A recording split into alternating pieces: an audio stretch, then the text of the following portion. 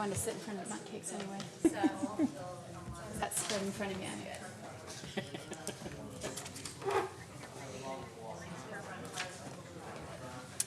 Dang it.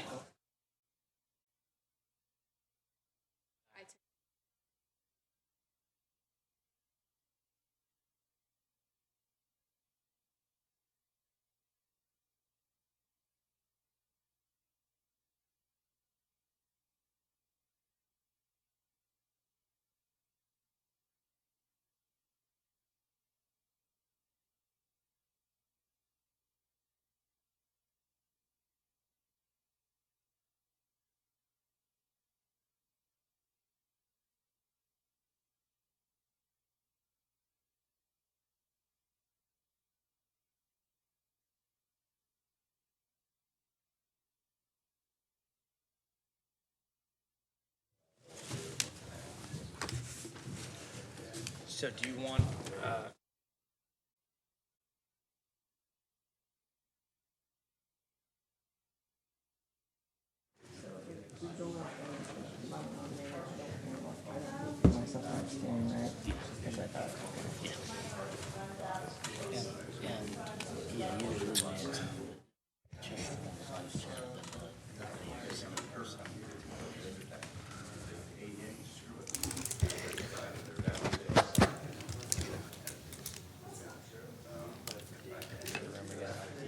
Yeah.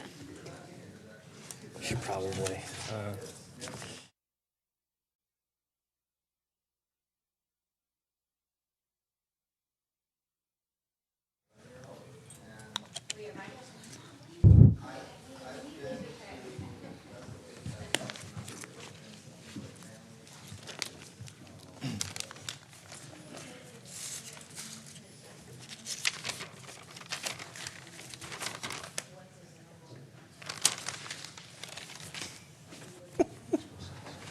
you guys ready? I'd like to call the June 20th Planning Commission meeting to order. Could you please join me for the Pledge of Allegiance? Pledge allegiance to the flag of the United States of America and to the republic for which it stands, one nation, under God, indivisible, with liberty and justice for all. May I please have a roll call? Commissioner Harper Pedersen. Present. Commissioner Marsters. Present. Commissioner Silverman. Present. Vice Chair Bergman. Present. And Chair Gutierrez. Present. Should I read this part or the appointment of officers? Should I read the municipal code? I don't think you, Okay. So, yeah. Do you want to do that announcement right now? Okay. So one of the items on the public hearing, item C, has been actually moved to a later date. And is it a date certain or date uncertain? Yes, through the chair, staff just received a request from the applicant. This is for agenda item concerning consideration of a conditional use permit request for large-scale entertainment and recreation use for Laser Quest at 1119 Industrial Road.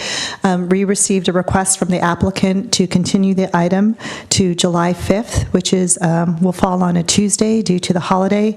And this is to allow the applicant to address some of the comments that we've received and also for staff to verify some of the square footages associated with the existing uses on site. Now, we can have people make comments through public comment, but the item's been pulled from the agenda, correct? yes. Okay. So But, well, it hasn't been pulled. We need to make a You need to make a motion, and I'm going to motion. do that. I'm going to move that public hearing, item C, consideration of a conditional use permit for a large-scale entertainment and recreation use for Laser Quest be moved to a date certain, specifically July 5th, 2016. Second. Does that allow anybody to, if they're here today, want to? yes. They can talk Speak. during regular public comment. Yeah. Okay. So can I have a roll call vote, please? Commissioner Harper Pedersen. Yes. Commissioner Marsters. Yes. Commissioner Silverman. Yes. Vice Chair Bergman. Yes. Chair Gutierrez. Yes. So that was a little out of order, but we're going to go with the appointment of officers. Do I have to read that whole section?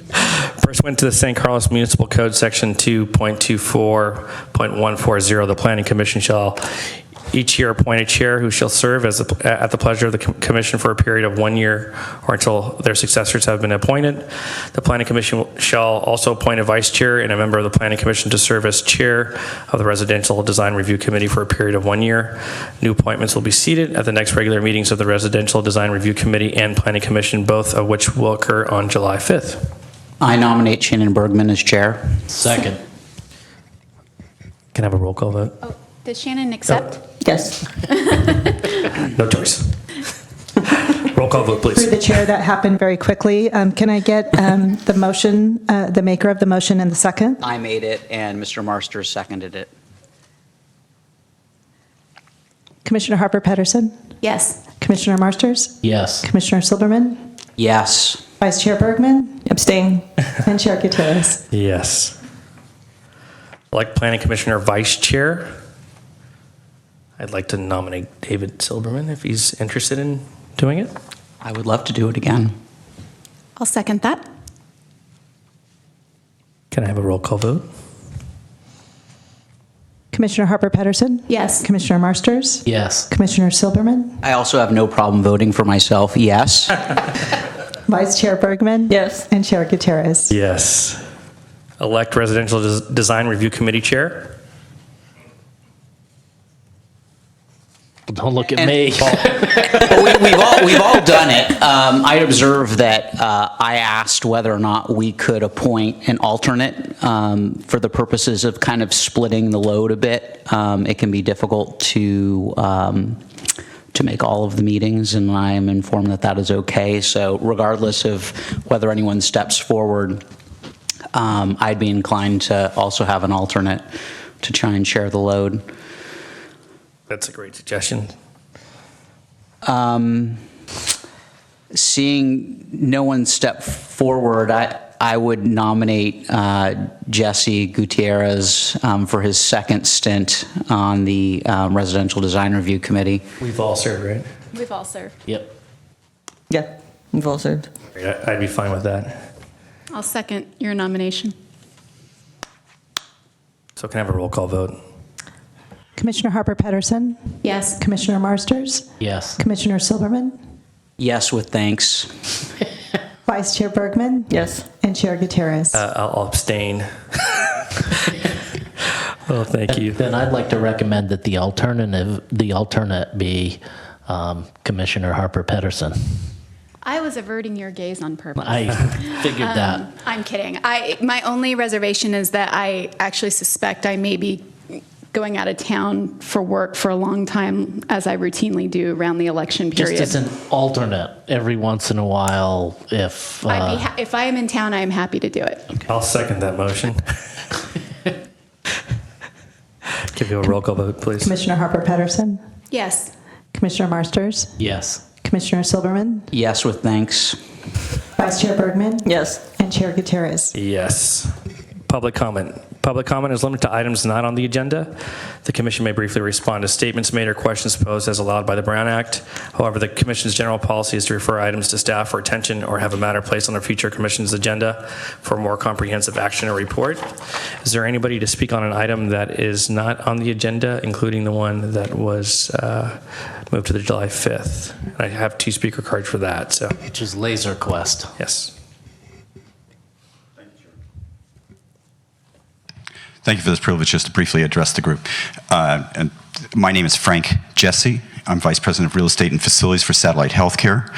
And that item, which is going to be heard on the 5th, our concern there is that parking is a very key element, and the site is already close to overparked. And because of errors that staff inadvertently had done, they understated the size of some of the leaseholds, particularly at REI, to the tune of about 40,000 square foot shortage. So when you'd actually go through the calculations according to the city of St. Carlos's standards, the site is actually, with this proposed leasehold of the laser tag, would actually be overparked by over 100 parking spaces. And our concern is that our patients can't walk long distances. The city put us through quite the grinder to make sure that we were accommodating all our parking correctly on the site. And this potential user next door would inevitably borrow or use our site. and our patients can't walk long distances, and it would be an infringement on ADA to force a situation that's not to their health. So it's a life safety issue, and that's why I'm very concerned about it. Thank you. Thank you. Joan, did you want to? Oh, sure. It's along a little different lines, but we've got a lot of growth on the peninsula. We're going to be crowding each other. I would really love to see, my kids are like, don't oppose laser tag. See it put in down where the basketball is and the baseball batting cages, and the noise alone has been dramatically had an impact on us as they enter this area, as they're looking it over. And so we've had to, guys, could you not swear? Because we got little kids over here. We've got moms, babies, and we've got teenagers that are gonna be coming through here. We sent a photo of our prime time where they're proposing that there's parking. There was probably 3 spots available. So we haven't gone out to the front on a Saturday afternoon to see how much is out there at Office Depot. But again, you're gonna be taking, our clientele is 6 months to 5 years, through from Home Depot all the way back to the back corner to get to our spot. So that's it. Thank you, Joan. And you're with King Swins Academy. Okay, thank you. Anybody else for public comment, anything that's not on the agenda? Okay, moving along. Approval of minutes, approval of Planning Commission minutes of June 6, 2016. Anybody have any changes, modifications? Yeah, I have a couple of changes. Okay. The first one on page 4, it says Commissioner Marsters shared with everyone that he is on the Planning Commission for only another month. He stated the comments given tonight were extremely good comments, but the city is undergoing a growth stage. He said we are adding about 2,000 to 3,000 jobs. Not, he said there are about 2,000 to 3,000 jobs in the city. And then the second one is on page 7, one paragraph up from the bottom. I didn't necessarily say that I would like to have changed this. I just said that the terracotta was better. Oh, the last line. Yeah. Not crazy about the banding, but the terracotta is better. Any other corrections? Yeah. On page 4, there's a comment by me. It's the 4th comment from the bottom. And I mean, what I was trying to express, and perhaps I wasn't articulate, is that, you know, the city council needs to consider both the concerns of its constituents and the greater good when it makes decisions. You know, I don't really care how that's reflected or even if the sentence is removed, but the way that it's written, I don't know that it fairly reflects what I was trying to express. Okay, any other corrections, modifications? If none, can I get a motion to approve with those changes? I'm sorry, one other. I apologize. Also on 9, when speaking of the 644 to 668 project, the second comment on page 9, I think what I was trying to express was that it was more modern than neighboring properties. And with that, if there are no other comments, I would move to approve the minutes with changes. Second. Can I have a roll call vote, please? Commissioner Harper Pedersen? Yes. Commissioner Marsters? Yes. Commissioner Silverman? Yes. Vice Chair Bergman? Yes. And Chair Gutierrez? Yes. Moving along to the public hearing. We do the public hearing, Yes. if we could. I'd like to move up commissioner comments at this point because I may be really tired later, and I want to have time to say what I want to say, if that's okay. By all means. So Scott Marsters has served for 6 years on the Planning Commission, and I've served with him for 4. And he and I have not always agreed on every project. But what I have to say is serving with Scott has been an absolute pleasure. I hate to compare him to the rest of us, but I mean, I can certainly compare him to me and say that he is always the most prepared commissioner. He spends an enormous amount of time on the projects. He has been a tremendous advocate for East San Carlos, and he always comes up with something to improve a project. Always, even when he opposes it, he works to make the projects better. He's also just a very, very nice man. I mean, I wish that I had an opportunity to get to know him a little bit better outside of the Planning Commission, but he's just probably the nicest guy you could meet, and is just a pleasure to serve with. And for that and for all of those reasons, I'm really going to miss him. I wish he could serve longer, despite some of my disagreements with him. And this is not meant as a joke, but for those who, for those of you who have served with Scott for a long time or have witnessed him, he is a great lover of trees. He has never seen a project that could not use more. Well, there was one project, I believe, where he believed there were enough trees, but other than that, he always believed that that a project could use more trees. And although I joked about it sometimes to the concern of someone who cares deeply about Scott, I always meant it in good humor, and I generally thought he was right. So with that, I want to offer you a tree, a branch. Thank you very much, Scott. It really has been.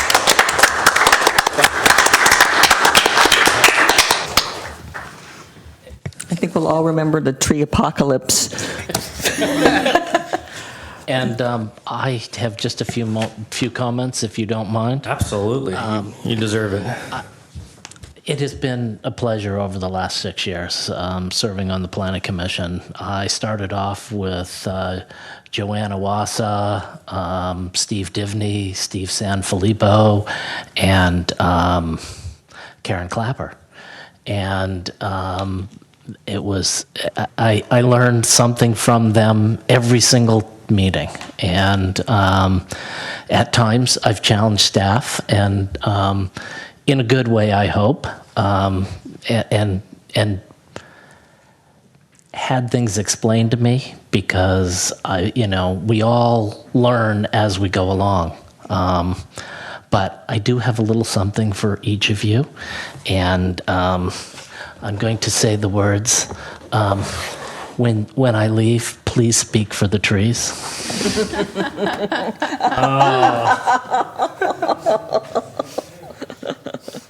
Look at that. Oh, my goodness. That's awesome. Thank you. Forget the general plan. I'm bringing this every meeting. Thank you, sir. Appreciate it.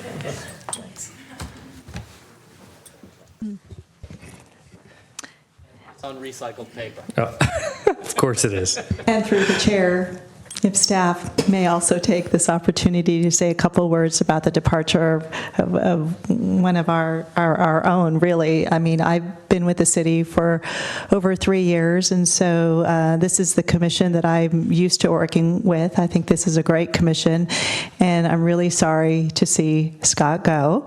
I know Scott will continue to be around and involved, and I'm sure we'll see you in other venues and in other capacities, but I just wanted to publicly thank you for your service, and all of your great attention to detail has only made the projects better for it. It's interesting because my information tells me you were on the Planning Commission for 9 years, but maybe it's, if it's only 6, maybe that had to do with your service also on EDAC as well. So staff definitely thanks you for your service, and you will be missed. Thank you. And Mr. Chairman, I'd like to add a few things as well. So Scott and I have perhaps spent the most time talking and involved in planning issues for the last almost 10 years now. Yeah. Scott was also on the General Plan Advisory Commission and EDAC, right, Scott? Weren't you on EDAC? Yeah, you were. Yeah, so we actually worked together on those other two commissions as well, and just spent hours and hours talking about things and learning together. And even before that, Scott was involved in his neighborhood and representing neighborhood interests, and became a real diplomat, I think, and a liaison between his neighborhood and the city of San Carlos. And I really appreciate all your hard work and your attention to detail. Perhaps it's the biologist or geneticist in you, where you get really down in there. And sometimes I'm, even as a technical person myself, you get even farther than city staff does in some of these things. And it's amazing. And so thank you very much for your service, Scott. Thank you. Thank you, Scott. Okay, let's get into the public hearing. Procedure for public hearing. Staff will present a report on the history, physical features, et cetera, on the application, followed by the staff's recommendations. The applicant will make a presentation. Thereafter, interested members of the community may speak on the proposal. When all interested parties have had an opportunity to be heard, the hearing will be closed, and no further discussion for the floor can be held. The commission will then consider the evidence and make its recommendation. If you challenge a public hearing item in court, you may be limited to raising only those issues you or someone else raised at the public hearing described in this notice, the public notice, or in written correspondence delivered to the city at or prior to the public hearing. Speakers should fill out a speaker's form found by the door and hand it to the recording secretary prior to addressing the commission. The speaker should come up to the microphone to speak since the meeting is being recorded. This will assist staff in preparing the minutes. First item on the agenda, 2001-2115 White Oak Way, APN 051-281-300, consideration of a request for design review and protected tree removal permit. And Laura. Thank you and good evening. Members of the Planning Commission, I'm Laura Russell with the Planning Division. This item was originally heard by the Commission on March 7th. At that time, the Commission approved the request for a parcel map to split the lot, but the Commission continued the request for design review and for the protected tree removal permit. So those are the two items that are before you this evening. As a reminder, the site is on White Oak Way. It's approximately at the end of Oakhurst Avenue. It's shown here with the red box around it on the Google map. The zoning is RS6. The site is surrounded by other single-family homes. The two lots that were approved on March 7th have areas of 5,252 square feet each. So the request before you this evening is for the two single-family homes, and the protected tree removal permit request has been updated. They're able to preserve one of the trees that was previously requested to be removed. So the application before you this evening is for removal of two protected trees. So this is the artist rendering of the two proposed houses. Parcel 1 is on the right, and this is the house that's been significantly redesigned since it was before you previously. And Parcel 2 is shown on the left-hand side.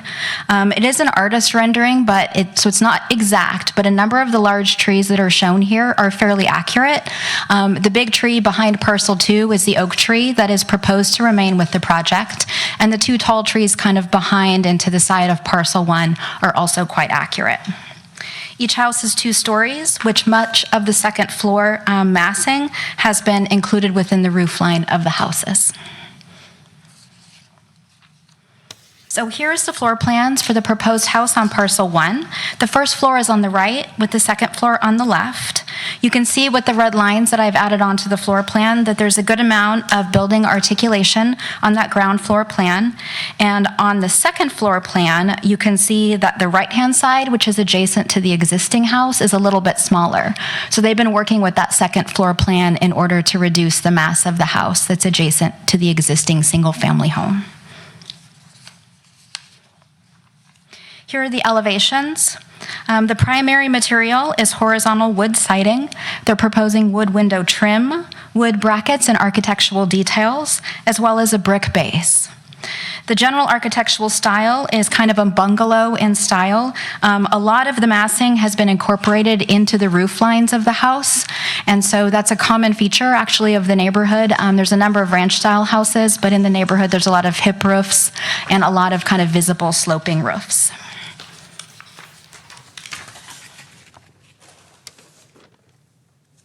So if we turn now to parcel 2, these are the floor plans for that house. This house has not changed since it was before you previously. The floor plan on the right is the first floor, and the floor plan on the left is the second floor. And we talked about this a little bit last time, but I wanted to point out that the bedrooms are on the right-hand side of this second floor plan, and that's an intentional design feature so that there would not be so many privacy impacts on the adjacent house to the left. They've basically centered the massing of the second floor within the middle of the house, and that allows them to basically hide it within the roof line except for some of the dormer windows. So here on the side elevations, you can see how the primary thing that you see on those side elevations is actually roof, and then there's just the small dormer windows. So the lower elevation, side elevation, that's actually where the hallway was, so there's very little privacy impacts going on to that side. The upper elevation is internal to the 2 new houses, so this would be the windows that look to the other new house that the applicant is proposing. We've talked about this before, but it's kind of a contemporary farmhouse style of architecture. The primary material is vertical barn siding or batten board siding with areas of horizontal siding underneath the gables. Because there's been a lot of community interest in the project, in the design of the 2 houses, I wanted to take a step back a little bit and talk about the purpose within the single family or within the residential districts. And this was brought to our attention by the member of the public as well. And so the code really lays out the purpose statement. And for single family homes, it's really A through C here that's shown on the slide. And they speak to character, light and air, scale and design of new development, kind of the basics of why we regulate single-family homes and what we're trying to achieve. Then the code goes forward to create development standards and supplemental regulations. And so the purpose of those is to implement the purpose. So it's kind of like saying, here's what we intend to do, and then here's how we're going to do it. So here are the numerical development standards for single-family homes. Both of the 2 houses comply, and I have bolded the lot coverage again because there's been some conversation around that. The city's requirement is a 50% maximum. Parcel number 1 is proposing 45%, and parcel number 2 is proposing 47%. All of the setbacks are also in compliance with the code. So after numerical standards, we turn to the supplemental regulations. And these are really kind of the form-based aspects of the code that were added when the code was updated in 2011. And these really speak to building design and quality of materials. So there's requirements related to prominent entries, front porches, quality materials, window trim, and architectural articulation. And these 2 projects both comply with all of those supplemental regulations. And next, we can talk a little bit about design criteria. So once we meet the standards in the supplemental, then we go on to the criteria. There's a scaled elevation at the top of the slide here that the applicant has supplied that was completed after the staff report was published. So it's provided to the Planning Commission tonight in 11:17 format. And there was an interest in showing the 2 houses in relationship to the houses on either side. So this is to supplement the 3D computer-generated photo simulations that you received within your packet. So this was actually done, actual measurements were taken to ensure that this was drawn to scale so the Planning Commission could have a good understanding of how it fits into its context. So from a staff point of view, when we're analyzing these projects, this is the type of information that we're looking at when we're looking at the design criteria. So these are the 3 main criteria that apply to single-family homes from the code. And it really talks about scale and massing. So in looking at this diagram, staff can see how the architect has used a number of different architectural techniques in order to blend the houses in terms of where the massing is situated on the houses, how it's stepped down to the house that's on the left, and how if there's a taller portion of the house on the right, it's adjacent to the two-story house that's on the right-hand side. There's also similarities in regards to the site plan for these two houses compared to the surrounding areas. There's similar side and front setbacks that are often seen in the neighborhood. So just looking at this, I was under the impression from looking at the materials that the side setbacks for both houses were 5 feet and basically 5 feet between each other, 5 feet between neighboring houses. And just in this diagram, it looks like there's a significant amount of space between the house on the right on 2115 and the neighboring house. Is that not to scale, or?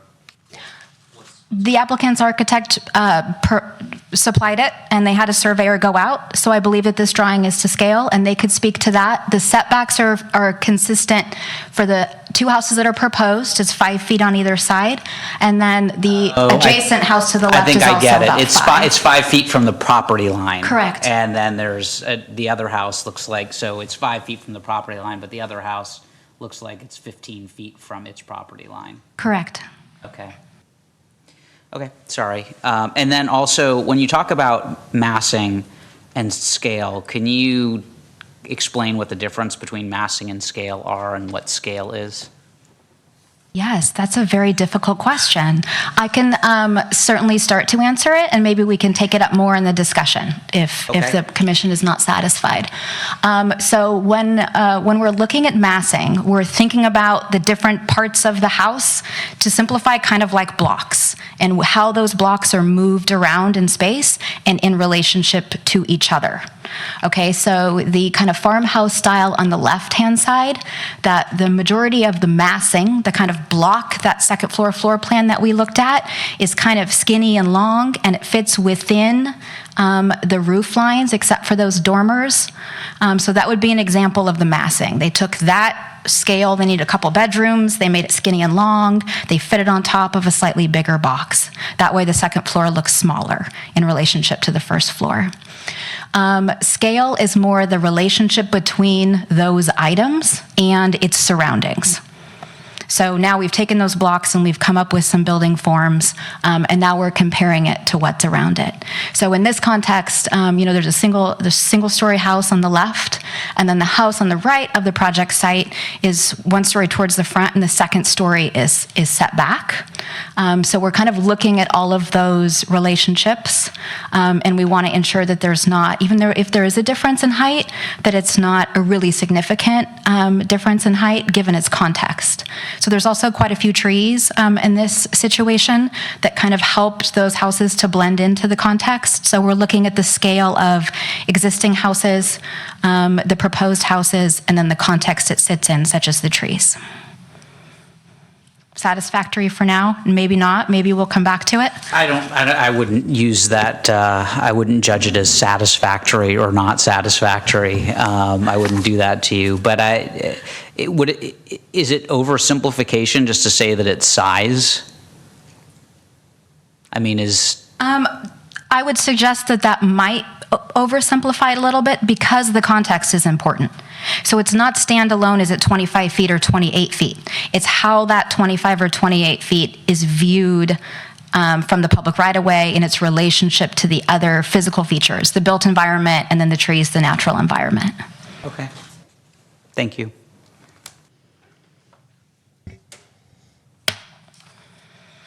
So we've also received some questions about some of the houses and the size of those houses, and there was some conversation around this at the last Planning Commission meeting. And so we've provided a couple of examples just to give you a sense of the fact that the neighborhood has a wide range of lot sizes, as you can see by the lot size diagram. And then I added some numbers to give you a sense, just sort of picked a few houses that are close by, some a little bigger, some a little smaller. There's not a very uniform development pattern within this neighborhood. So it's not like they were all developed at the same size with the same lot size and the same house size. And so staff takes this into consideration when we're analyzing projects and making recommendations. And so there is a range of different house sizes that we can see here. We also wanted to point out that there was some conversation about house sizes last time, and it's actually kind of standard practice for real estate professionals as well as for the county to only talk about houses in relationship to the living area. But as the Planning Commission knows, we're counting the garage too when we're calculating the floor area. So we just wanted to make sure the commission and the members of the public had a shared understanding of what that means. So we have pretty good numbers on the living area for houses in the neighborhood, and usually 400 square feet is a good estimate for a two-car garage. Some a little bigger, some a little smaller. So if we take those estimates and put them together, this gives you an idea of the range of those houses that are nearby. So I'll turn now to trees. There are 2 heritage trees on site, and they are both now proposed to remain. The applicant has agreed to replace the sewer line, which is located in the back of the property. And so the Coast Live oak tree is proposed to be protected with the project and remain. So this resolves a significant issue and question that the Planning Commission had at the previous public hearing. So that's number 9, which is located sort of towards the back of the site there. So 2 protected trees are proposed to remove. So those fall in the category in our code of significant. They are not heritage trees. Tree number 2 is the mimosa. That's a multi-trunk tree, and that's located sort of at the front of the left, number 2. And then tree number 12 is in the right rear, and that's a Hollywood juniper tree. And it's pretty close to the proposed house. And the arborist report is included within your staff report, of course. So here's the replanting plan, and I just added the green in the areas to show you where the new trees are proposed. They've proposed 5 fern pines on the left side yard. So this is the side where there was concern from the neighbor about privacy impacts and about tree removal. And those are all proposed to be 36-inch box size. 1 fern pine on the right side yard on the opposite side, and then 2 new street-oriented trees. So as you recall, staff received numerous emails, letters, and response forms in response to this project when it was initially heard by the Planning Commission. Those concerns really centered around the idea of replacing 1 house with 2 houses, traffic, tree removal, and houses that were potentially out of scale with the neighborhood. So the applicant has revised the design since March 7th, and they'll talk about that a little bit more, and to try to address those concerns, and then sent those revised designs to neighbors on June 9th. So attachment 5 within your staff report includes the comments that staff received in advance of the staff report going out, and then there's some additional comments provided to the commission tonight and the dais when you came in. And a couple of those neighbors, I think, would like to present to you this evening and indicated to staff that they would like to. So this is the motion that you would make if you choose to approve the item. I'd be happy to answer, or at least try to answer, any questions that you might have. The applicant is here and would like to make a presentation as well. So that concludes my presentation. Thank you. Any other questions for staff right now? Not right now for me. Great. Thank you, Laura. The applicant like to come up and speak, please.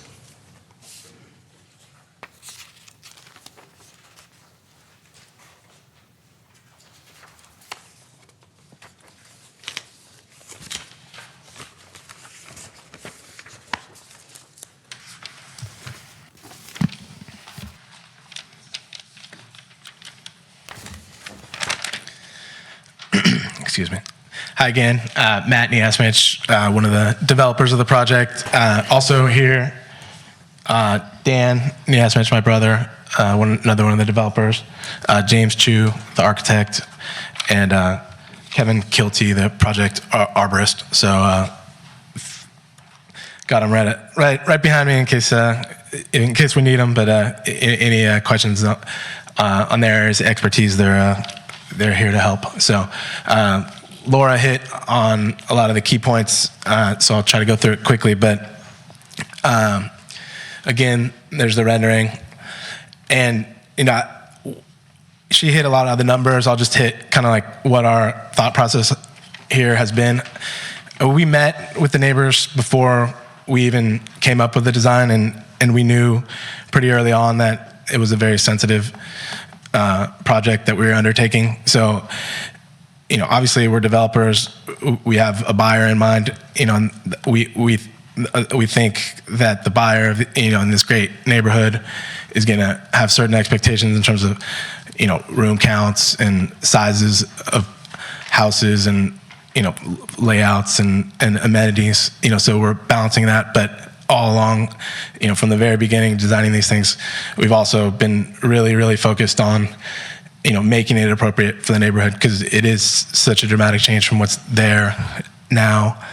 And there is not a lot of this kind of development in the immediate neighborhood. So we really, have been balancing those kind of competing elements, but we've really focused on keeping the size down and protecting the privacy of the neighbors and making the designs appropriate for the neighborhood and maintaining any trees that we could. I know that there's, I've watched the video from the last planning meeting, and I know that the zoning ordinance is a hot button issue here. And, I just want to be clear that from the beginning, we've been way, way below what was allowable. I think on day one, when we were looking at the lot, we had our architect kind of just run a quick analysis on the applying all the minimum setbacks and maximum lot coverage, and I think we can build close to 4,000 square feet on each of these, but that was never our intent. We always we're way below that. I think the numbers, I don't know if Laura went over them, but the numbers on these, including the garages, a 441 square foot garage on each of them, are 3,315 square feet on parcel 1, 3,297 square feet on parcel 2. And again, that's planning commission numbers. If you back out the living space, we're talking 2,874 for parcel 1, 2,856 for parcel 2. So obviously big houses for the neighborhood, but we really tried to, I think the architect's been really successful on, keeping the design, getting the design into getting the floor space into the roof line and kind of articulating it so that they don't look that big. But compared to what's allowed in the neighborhood, it's dramatically lower. Probably 20% less than what's allowed. Again, like Laura said, the lot coverage is quite a bit lower than what's allowed by code. So we never went to that number, and we always wanted to keep it consistent and appropriate for the neighborhood. It's, I don't know how relevant it is, but we have done projects in other cities on the peninsula, and what we came up with, that kind of 2,800 square foot range, is I kind of just have memorized the Burlingame code for floor area allowed, and on a lot this size in Burlingame, they have their equation, but they allow 2,781 square feet plus 400 square foot detached garage. So that's what another peninsula city would allow. That so I think we're right in that kind of sweet spot of what is appropriate for this lot, and I think our architect has done a good job in making it look appropriate for the neighborhood and the surrounding neighbors. So real quick, Laura went through most of the changes, but the bungalow parcel 1 was where we made some of the big changes, and I think you'll see on some of the renderings that we did, where the massing occurs and how setback it is off the street. I think is pretty effective in keeping it looking appropriate. Again, parcel 2, we didn't make too many changes to the design, but again, highlighting what we thought we had done well prior to the last meeting on this one. The height is 25'10", where 28 foot is allowed. It's kind of that 1.5 story kind of house where the bulk of the living space is built into that roof line. And as Laura went through, we really went to great, lengths to kind of orient all the living space away from our neighbor to the side. And then we got the planting of trees along the left side, and a new fence with lattice down the left side that we think will go a good way to keeping, addressing the privacy issues there. So that's one of the changes we made that Laura touched on. We consulted with a landscape designer, I guess, landscape architect, and reselected the privacy screening tree along that left side as the podocarpus, the fern pine is the common name, and that we picked that one. It's a pretty robust tree that's going to do pretty well there, and it's pretty malleable or manageable, and you could kind of keep it down to a certain height and width, and it stays healthy and robust. But you can see it's got a nice ball there that provides a good privacy above that fence line there. So, and then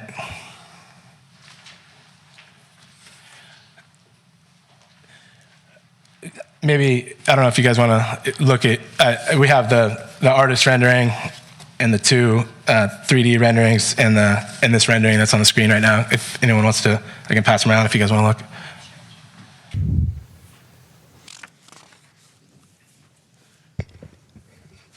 But yeah, as Laura touched on, I think one thing that we've done since the last meeting is tried to illustrate better what our design goals were and how well we accomplished them. I think this one is 2D, so you don't really see a lot of the articulation on our designs, especially the one on the right. It looks a little blocky, but in relation to the neighbors in terms of size and height, it's within a general kind of context, and it looks appropriate, we think. So these were models that were built of the actual designs and placed onto photographs to the site to just illustrate how they fit into the neighborhood. And one thing I'd like to point out here, excuse me, this left parcel 2 has been the one that we've really focused on the most in terms of privacy issues and massing issues, because previously there was a pretty major setback between the existing house and our neighbor's house there. So they've been pretty vocal about their opposition and their concerns, and we tried to address them as best we could. The one thing, that where that tree exists, where that left side kind of slopes up, you could see, even though when it gets to that ridge, it's pretty tall. That whole area, there is a lot of open space, and when you're talking about light and air, I think this is a good angle to really understand the impact on them is maybe less than you'd expect based on the differentiation of the just their total heights, just because of the way it's designed. So this view, again, you could just kind of see the context of how it sits in the neighborhood, and you could really see on the right-hand side, the parcel 1, how the mass of that second floor is really tucked back off the street, and I think it's pretty effective in minimizing the impact of that one too.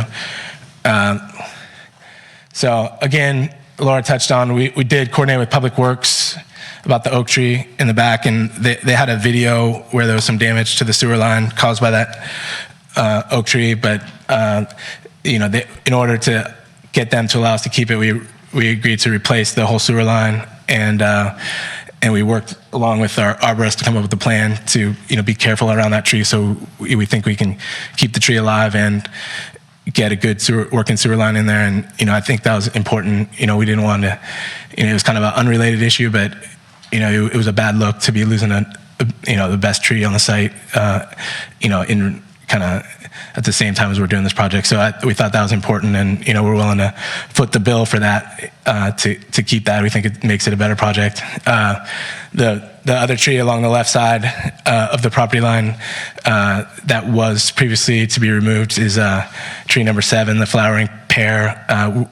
Again, we worked with our arborist to come up with a tree protection plan, and it's right close to the proposed structure, but with some kind of trimming, we think we can keep it alive, and it is a nice tree that we'd like to keep. So we're proposing to do that. And then another thing that came up in the last meeting was parking, and there was an issue about traffic patterns on Oakhurst. So we've changed our proposal to include 12-foot curb cuts on the entry to the driveway. So the driveway is still 19 feet wide, but it bows out once you get into the driveway to a double wide driveway. But the curb cut and entry onto the driveway is 12 feet. Our architect's done that successfully in other locations, and what it accomplishes, what we thought the benefit was, is it gets us a bigger chunk of usable street parking, off-site street parking in front of each house. So it's about, on the site plan, I think it's 35 feet and change on each of those two spots from curb cut to curb cut. And then also you could see on parcel 2, the leftmost house, where that driveway enters onto White Oak Way. It's a little up the hill or up the way from where the Oakhurst oncoming traffic is. It's still pretty close, but I think there was a little bit of a concern about that traffic pattern there, and I think that goes a little ways to address that. So,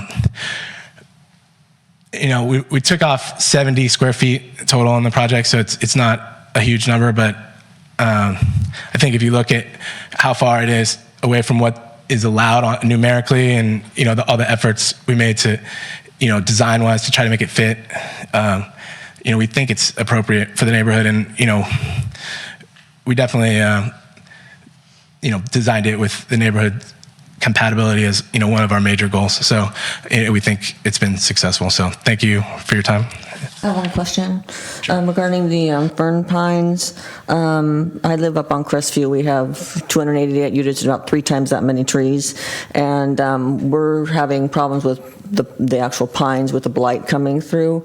Is this fern pines susceptible to that? Are they, or is it immune to what we're seeing with most, like the Monterey pines and stuff? Then they're starting to die off because of the blight. Sure. Kevin, that's that. Kevin Kilty, site arborist. The fern pine is the common name for that it's not a pine species. Pine. Yeah. Okay. So it's just one of those things, like when somebody calls a she oak or something, and for some reason somebody came up with a common name that made it sound like a different species. So yeah, there's really no. Right now, they're fairly problem-free. Okay. We see a little bit of scale on them, but nothing that is like the pine pitch canker you're talking about. Yeah, thank you very much. I just wanted to clarify that. Thank you. I have one more question. Okay. And it's around trees. So when I look at the project and I see it from the front, there's really one tree sort of in front of each house.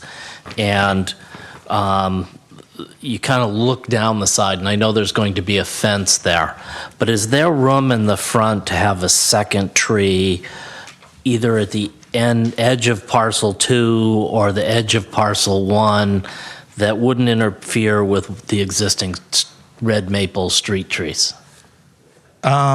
Probably. Red maples are, they're not the largest tree. They're fairly upright, so that they don't take up a tremendous amount of room. They're used as a street tree quite a bit because of their compatibility with sidewalks, driveways, things like that. So yeah, it's possible to add another tree. You might shift the maple a little bit to make that work. One thing, while we're talking about that left side of the property, the existing podocarp, I got my peas mixed up. The existing pittosporums you know, it showed it in that one picture where they were, you know, where the mock-up and it was all on top of the roof. Those provide very little screening for that neighbor because it's just trunks. And also the tree we are going to save, the pear tree, same thing. You could see that window behind the trunks of the pear tree. So with the installation of the 6-foot fence, which there's 4 foot now, 4 or 5 foot fence with some ivy on it. It's not it's not even as tall as a person could look right into that property. With the improved fence and then the podocarpuses, which are going to be from the building side, are kind of a lollipop where you're going to have a bare trunk and then you're going to have coverage from the top of the fence up, would provide a tremendous amount of screening compared to what is in there right now. Yeah, what I was talking about for the additional tree is sort of right between parcel 1 and parcel 2. Oh, okay. So there's a red maple off to the right-hand side, and there's all that shrubs and ground cover. And so that would sort of a possible spot. A possible spot for something that would, put a tree that kind of separates the two. And we could do it, some kind of a smaller deciduous tree, so you're not taking a tremendous amount of light away from the building, but breaking up the size of the building would probably be a good idea. Beech tree, even a third maple tree, something like that. Even Japanese maples, as they get larger, do a great job of, taking some of the corners out of a building and things like that. Thank you. All right. I'm sorry, since you're up, can you give me an approximate square footage of what the backyard would be for each parcel? It seems incredibly small to me. And I don't know who would be the right person to wouldn't be ask. me. I apologize, yeah.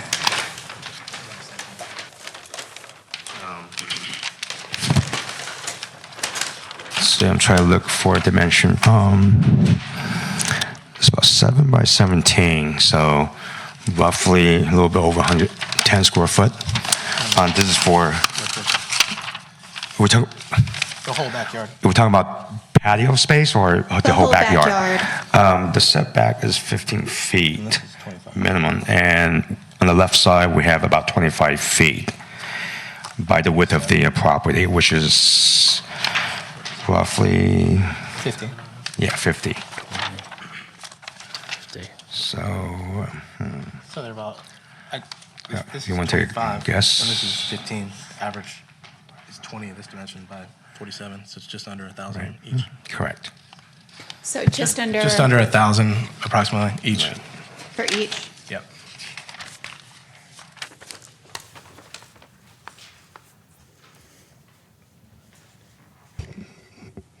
Any other questions for the applicant right now, or any of the experts? Yeah, the plan is very misleading actually, because we also have a covered porch and a patio, so that should be also considered as a rear Okay. property or open space, if you will. Right, and for my eye, it looks like a building on the plans, but it's not. It's a covered, okay. Correct. All right. And we have an Anna door, or French door. Excuse me, French slider coming out from our family room Okay. onto the rear cover porch and the patio. So it's roughly, I would say, 25 by almost 50 feet wide. For the covered porch? No, for the to answer your question about the backyard space. Oh. Yeah. So covered's here. So the covered patio, the covered patio is on parcel 2. It's 19 feet wide By 7 or 8 feet. by approximately 7 feet, 8 feet. And then on parcel 1, same dimension, 610 by 17 feet. So you get.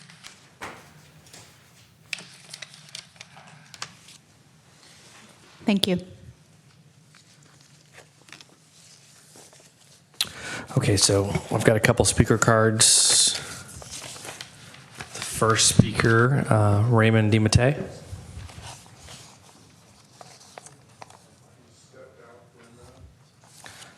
Okay, I'll come back to Raymond. James Sherba.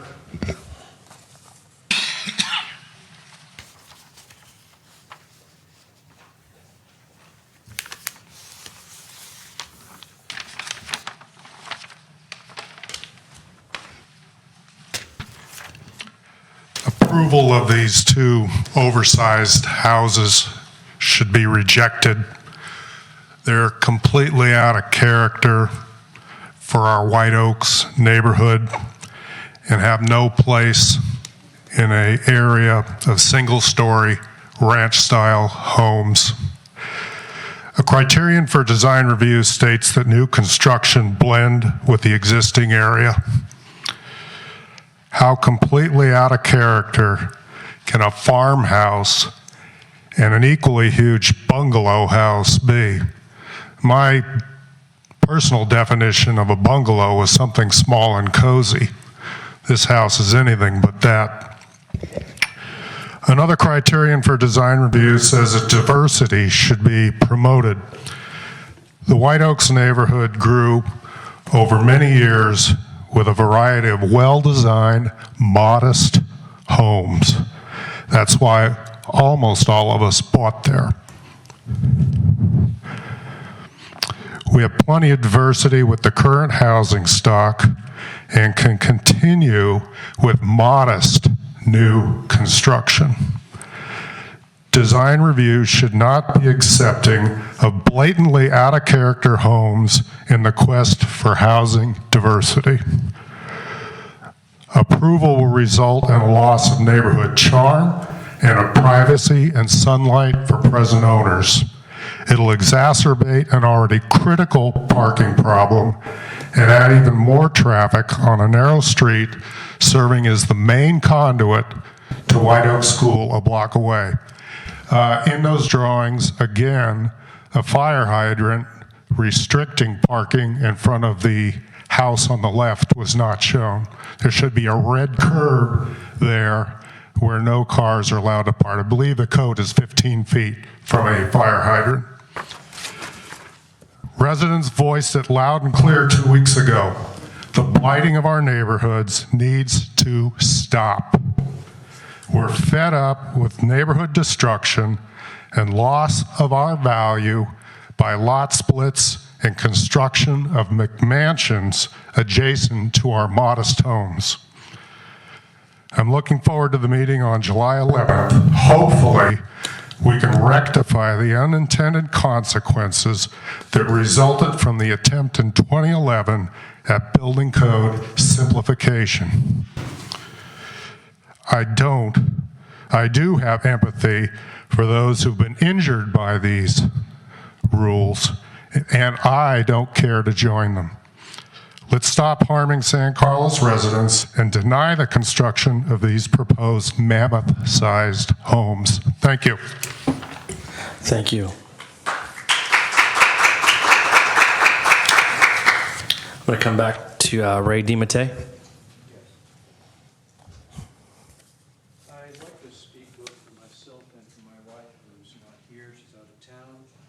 In fact, she's out of town partly because she's stressed out by this development. And I'd like to show a picture here of what trees do exist there and are planned to be removed, and what kind of a garden it used to be, and Thank you. what they plan to remove.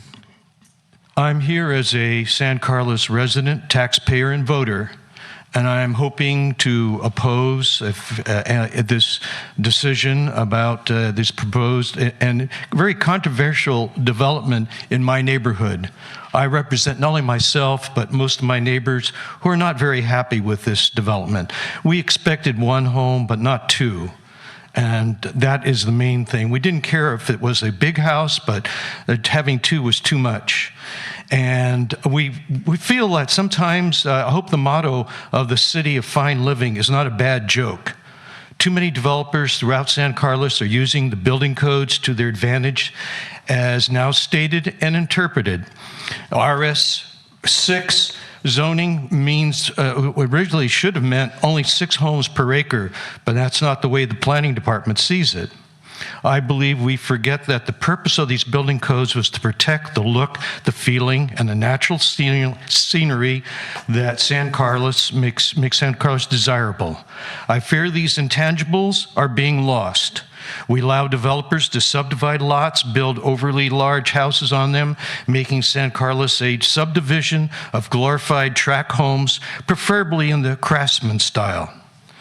A garden next to my home, as I just showed you, was once pictured in Sunset magazine and now is damaged by people putting up signposts on it and will be lost forever if this development goes forward. If these 2-story houses are built, there will be no room for trees and their root system to exist on what is left uncovered. And I can't see where a 5-foot strip of land could give, any living space to a tree.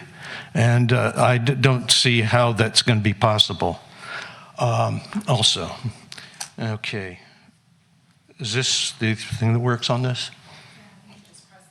Right. Okay, this is for my wife I'm speaking for. Let's see, does it move? How does it move? Oh, wrong way. Okay, yeah. Okay, these are developers' plans, and I don't think they fit in. And this is their plans with my house. And there's my little house off the left. And I'm going to lose a lot of shade and loss of trees and vegetation and privacy. It's also going to create traffic and congestion. And there's a blind intersection there without a stop sign. And I don't think it's appropriate for a historical neighborhood. And these are some of the rules that's supposed to be enforced. And I guess some of the people in San Carlos feel sometimes they don't even feel like coming to meetings because they feel like there's no hope to fight City Hall. And they don't feel they're represented, really. And it's very sad because even now, I noticed there's a lot of my neighbors didn't show up. Maybe they thought it was hopeless. And this is the outline of the street. And you can see on the left side is my house, 2065, and also the proposed development on 2115. And then you see where Oakhurst points right towards our houses. And this is some of the justification to prohibit building of the 2 houses. They don't fit a historical neighborhood, out of character, neighborhood presently congested with motorists and pedestrians. High-density housing will make congestion even worse. Limited parking on Wow and White Oak. I should say on Oakhurst. There's a blind intersection, loss of neighborhood character, loss of open space, trees, natural vegetation, loss of privacy, view, sunlight, loss of my afternoon sunlight. Okay, and it will darken my house. In fact, I may have to move some of the rooms within my house if they go ahead and build this house, because my house will be darkened. Now, here's a good view of Oakhurst looking at White Oak. And if you notice, the pole up there, the light pole, the line going across that right at the top of the trees and goes over the parallel to the house that is planning to be destroyed, you can see that's going to be the roof line. That's going to be the roof line of these homes. That's how much bigger those homes are going to be than what's there presently. And you see also there's the fire hydrant that takes some of the space. And you can see where the little white mark is on the curb there. That's the number of the house. That's probably where the driveway will be. You can see there's going to be 2 driveways where there was once one. And there'll be less parking for the people on Oakhurst. And Oakhurst, by the way, I think I'll show you the next picture. Here's Oakhurst, looking down Oakhurst. It's a narrow street. And a lot of the people there park on the street. Some, they don't have much choice because they just have a small 1-car garage. And when they park there and I try to go down that street, it's a 1-laner. I have to pull over the side to let somebody else pass because it's only, it's only room for 1 car at a time going down that street. Okay, this is about the houses. There's my house. There's the trees on the right-hand side of my house. I guess most of them will be gone. And this is looking further down the street at the houses next to mine, and you can see this gives you a view of the level of the ranch-style houses in my neighborhood. They don't look like the one that the developer wants. Here's an interesting house. This is on a big lot. This is a big house, but it's basically one level. It's twice the size of my house, but it fits and it works. Here's a next door house. Again, ranch level. This is my other friend on the corner. His house is also that way. Now you can look back up the street, and I'm not showing, this is not designs. This is not some architect's picture of it. This is real. This is the real neighborhood. Here we going, looking further up the street, you can see all the houses, all one level. And so on. And here's on the corner, there's also one level. And by the way, this is the realtor's house who sold the property. You notice all the nice vegetation he has? Also one level. And this is across the street, again, one level. And so on.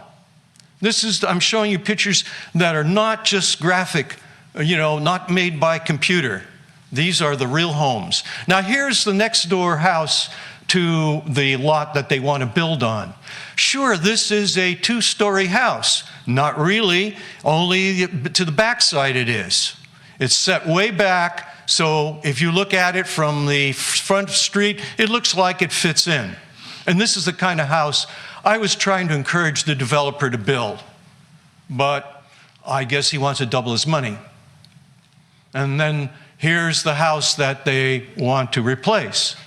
And it really fits in. I don't know if it can be remodeled or improved or even enlarged. It could be another story, but it won't be, a detriment to the neighborhood. And on the left, those are going to be the trees that'll be gone. And I can't see where you can put trees on a strip of 5-foot land alongside of a house. I find it impossible to believe a tree could fit in there. And the roots will probably not, would survive. Okay, this is my wife and I, when thinking about this lot splitting, we came to your meeting previously about having a moratorium on lot splitting on large houses on small lots. And I believe that on June 11th, the City Council will have a study session on subdivision and development. And we're hoping for a delay of this development until the mayor and the City Council make a decision about the subdivisions and density. We're not against growth. Pro-growth is what we're interested in. We don't want large houses on small and narrow lots. And we're not against large houses on large lots. In fact, that's what makes our little neighborhood nice is we have a variety of houses. And when the builder puts in these two, they're going to be two lookalikes pretty much as far as size and length goes. They may change the looks on the front a little bit, but they're going to occupy the same amount of space. And we will lose our natural setting that makes up our wonderful neighborhood. Okay, thank you. Thank you, Raymond.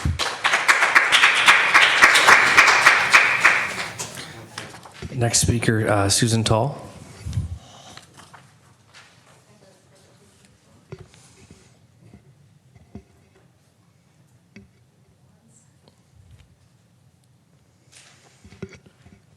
Susan, how long do you think your presentation is? I can probably do it under 2 minutes. Oh, perfect. Thank you. Don't hold me that. I reserve the right to go over.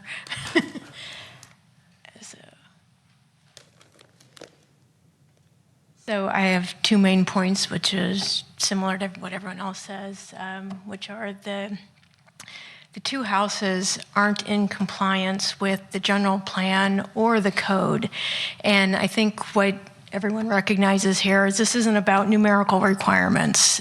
the developer and the architects have done a good job about meeting those requirements.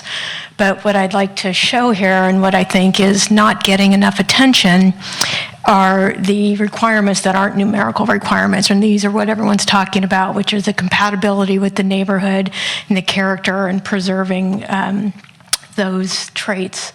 And I also like to point out, as we've seen at the hearings and the other correspondence that you guys have received, that the public is overwhelmingly against this development.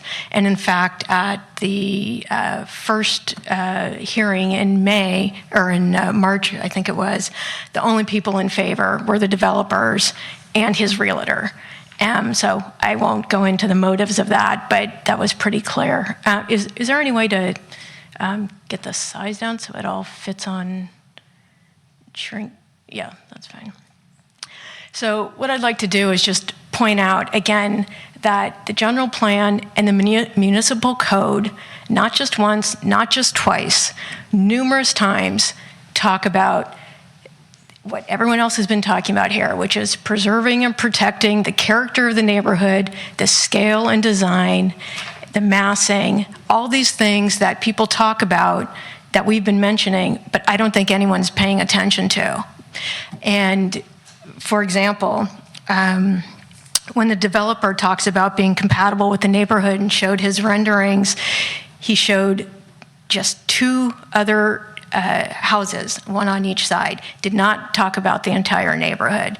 Similarly, the city's presentation only looked at the housing, that 2 houses on the side, which even if you look at those, I cannot understand how anyone could say that the proposed houses are compatible.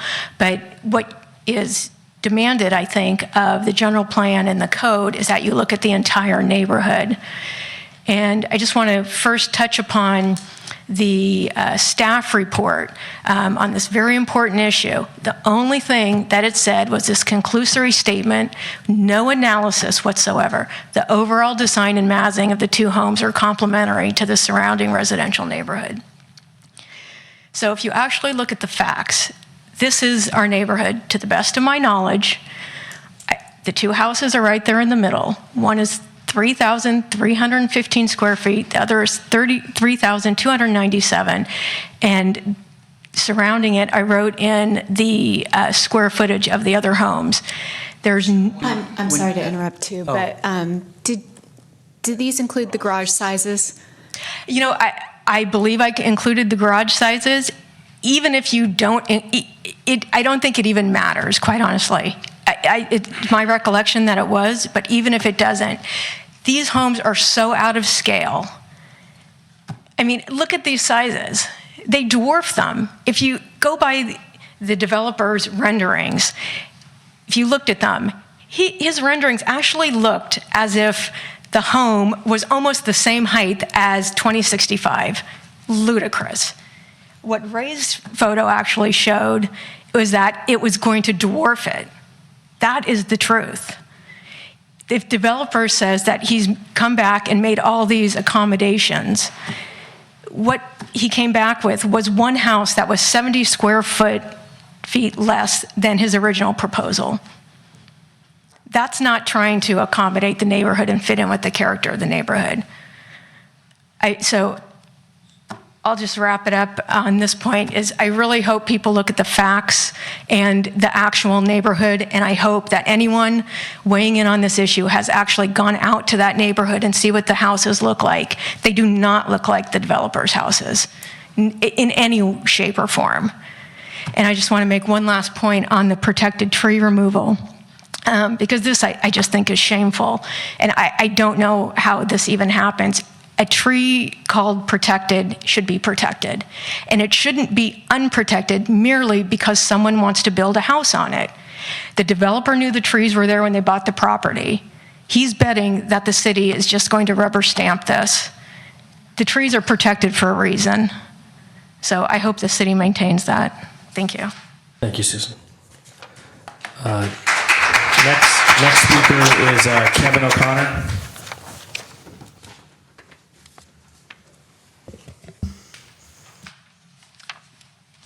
Thanks for the opportunity to speak, and So I remain opposed to the splitting of the small lots, so I hope that gets addressed separately, and I know there's a good turnout recently. And I mostly just want to go on the record with my neighbors, many of whom I do think don't show up because they're like, what's the point sometimes with some of these presentations? But I just want to go on the record emphatically saying that I still feel these houses are too big. I thought it was actually smaller. I studied the packet, but 70 feet, I mean, that's a quote. It's massively more than what was replaced. And, I work in PR, so I like to write down quotes. Like in their own words, they said a dramatic change for what's there. And it sure is dramatic. I would underline that. And so, perhaps we don't. The other thing I want to go on the record is we might not be able to affect this decision, but definitely there'll be more 10,000 square foot lots that'll get split, and I want to go on the record as opposing that. I've sent a number of emails and really just want to go on the record with my neighbors as opposing this. So thanks. Thank you. I believe that's the last speaker card that I have for this item. Is there anybody else that wanted to speak on this matter? Okay. I have a general question for Greg, because it's been brought up multiple times, and I think I know the answer to this, but I'd like the legal opinion. The lot split was approved. That's correct. Tonight, the lot split was approved at the prior meeting when this project came before you. What's left is design review and the tree removal permit. And I think staff covered what design review is about. But generally that is the design of the homes, including the massing, bulk, and those criteria that are contained in our code. And so the lot split is something that's already happened. It's not something that you can revisit. And so what you're really looking at is 2 legal lots, each one with a separate design, and the issues that have been discussed regarding design review are all relevant for your review. Okay. I move we close public hearing. Before that's seconded, because I want to give members of the public an opportunity to come back and make another comment after I say something. So can I not second that just yet? So, those of you who've been following, and it seems like most of you have, what the city's been doing over the last couple of months with respect to lot splits in big houses, I think this is going to be small solace to you. But the advocacy that you have engaged in has had significant effects. We are going to be exploring making changes to the municipal code. But what we're doing here today is design review. Most of the concerns that have been raised are about 2 houses going on these lots. We cannot stop that. If we tried to stop that, the developers would sue the city, and they would likely win because they have 2 lots that they can build 2 houses on. So what we can do in design review is we can try and affect the design in a way that lessens the impact on the neighborhood. That does not mean we can force them to have a single story, because the code allows 2 stories. It does allow us to affect the size of the houses, but I'll tell you, it's really hard. Those of us who've been doing this, I've been doing it for 4, Scott's been doing it for 6, Angela's been doing it for 5, the others have been doing it for 3. When you see a lot of projects, you really get a sense of what out of scale is. This does not even approach some of the scale changes that we regularly see, which, again, goes to the comments that folks have made generally about the size of houses being built on small lots. And they're comments that we're paying attention to.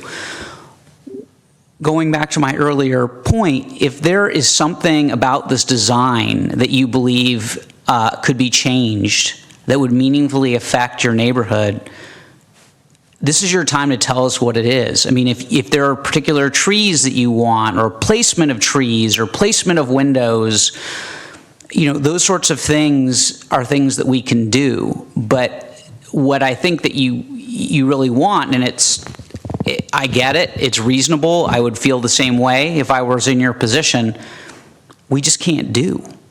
So, I want to give folks an opportunity. If you want to come back up again and suggest specific changes to the design, please do. You're welcome.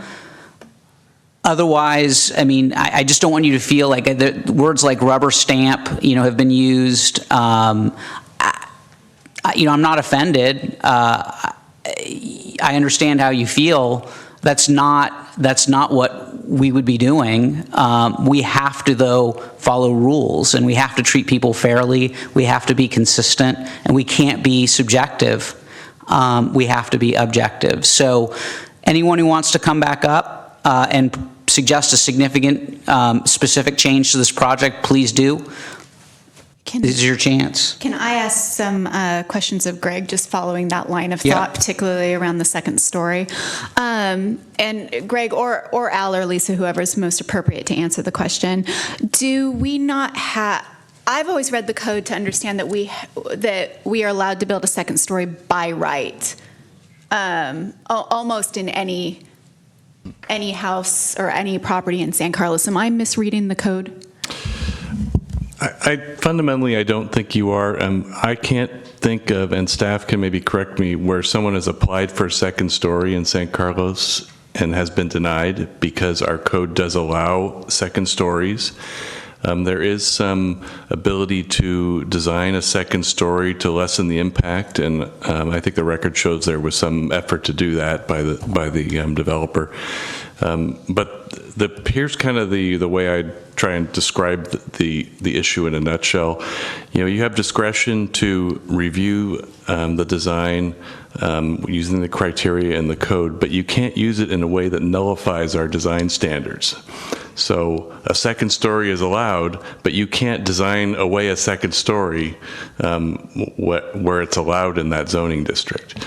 So I think that simplifies it. I realize that every application's a little different, and there's circumstances where a second story should be pulled back a little bit more or redesigned in a way that increases light and other and decreases light or lack of light or impacts on neighboring homes, but fundamentally second stories are allowed in San Carlos. Can I ask a follow-up question?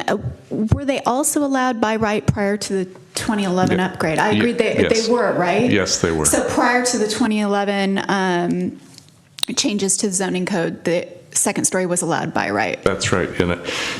And I've been before I was the city attorney in 2008, I was the deputy city attorney since 1995, and I've sat through a lot of planning commission meetings with these similar issues, and I know they're tough, but I'll underline what Commissioner Silberman said is we have rules, and the discretionary review that you have is limited. It's not unlimited. So the design standards and the lot coverage standards and all those things that are in the code are your baseline, what's allowed.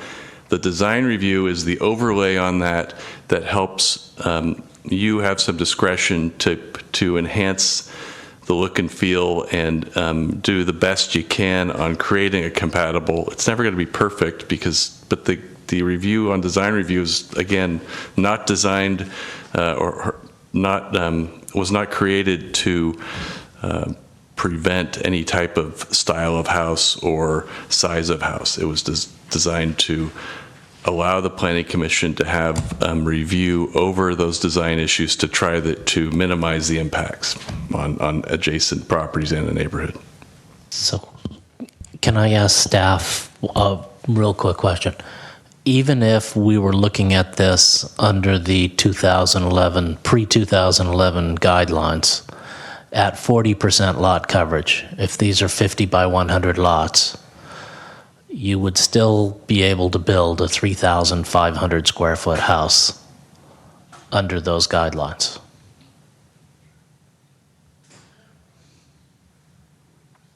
He would know. He was there. Yeah. I'm assuming you approved 3,500 square foot houses? It's 40%. No, because they didn't build houses that size back then. But even if we rolled it back to 2011, you'd still be able to build these two houses. They might be a little bit pushed in from the sides, but they'd be a little bit taller, and there'd be more massing on the Well, and I second also floor. assume, I mean, the developer could tell us, but I'm assuming part of the lot coverage percentage here is the covered porch, would be my guess. Yeah. So probably if we had a 40% lot coverage, they'd just remove the covered porch and they'd be down to, I don't know, 42% or something like that. And And wasn't there a second-story setback difference there, too?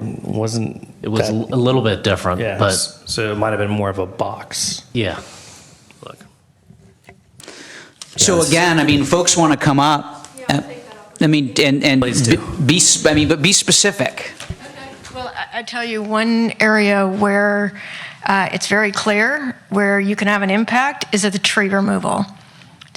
I don't think there's any debate. You guys can deny the tree removal.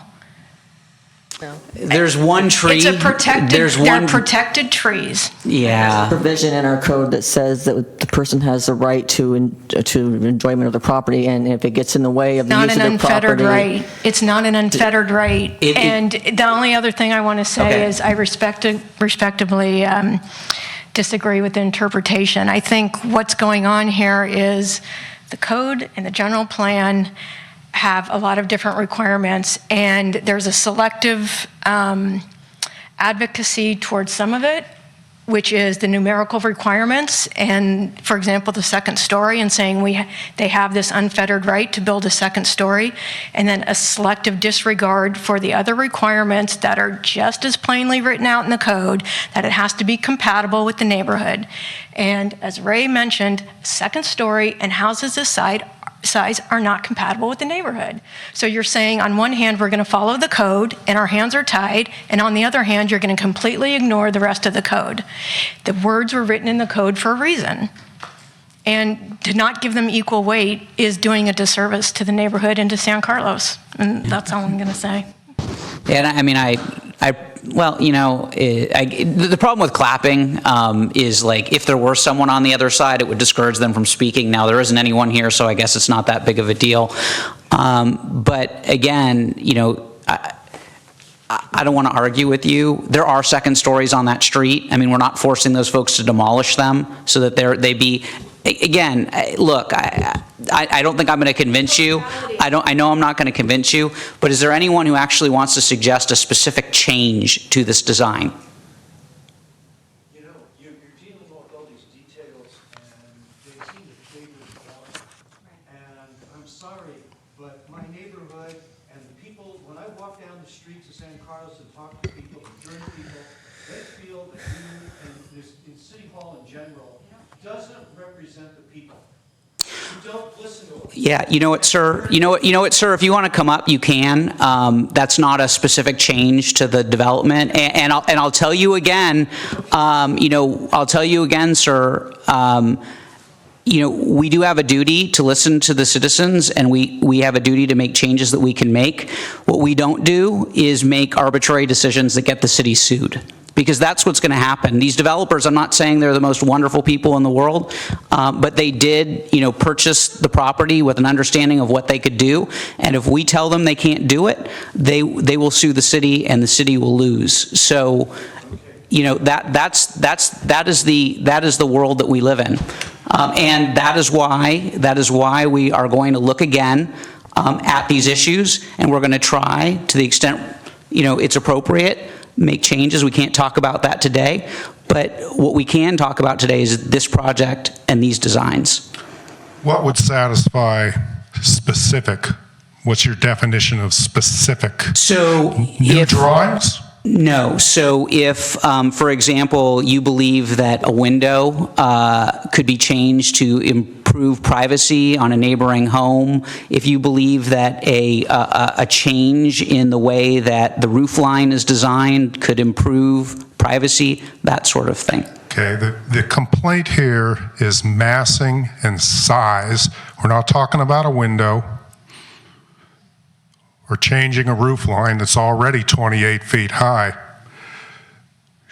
Should we get a new architect and do our own drawings? Is that specific enough? You know what, sir, again, I don't want to argue with you. I mean, you asked for specific yes, detail. Sir. Yes, okay? sir. And you're not giving me an answer on design- what your definition of specific is. To the design of the two houses specifically. I mean, is it the architectural style? Do you have a design change on that style? Do you have, they're well within the size and scaling and massing of the zoning code. So all we are talking about today and all we can really talk about is the actual design of the two houses. And that's, if we consider the design too massive and too big, then that's not a topic that you can consider. I would actually like to follow up with Greg on that at some point, but it doesn't need to be now. I actually asked the question this afternoon because I sent out the request on the listserv to ask for feedback, and then I checked with council.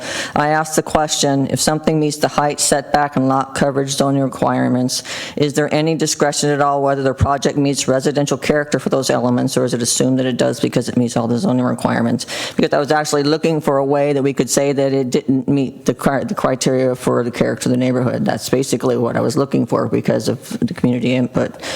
So we do have discretion to move some things around, like we were discussing windows, reorienting roofs, privacy fences, or say an architectural style is not compatible in response to specific design impacts in the record, but not in such a way so as to nullify development standards. So that's the limit that that is imposed on us as a planning commission. Is there the potential to delay this decision until we get in my opinion, a more appropriate set of rules in this town as far as this type of construction? That may be a legal question. that is a legal question.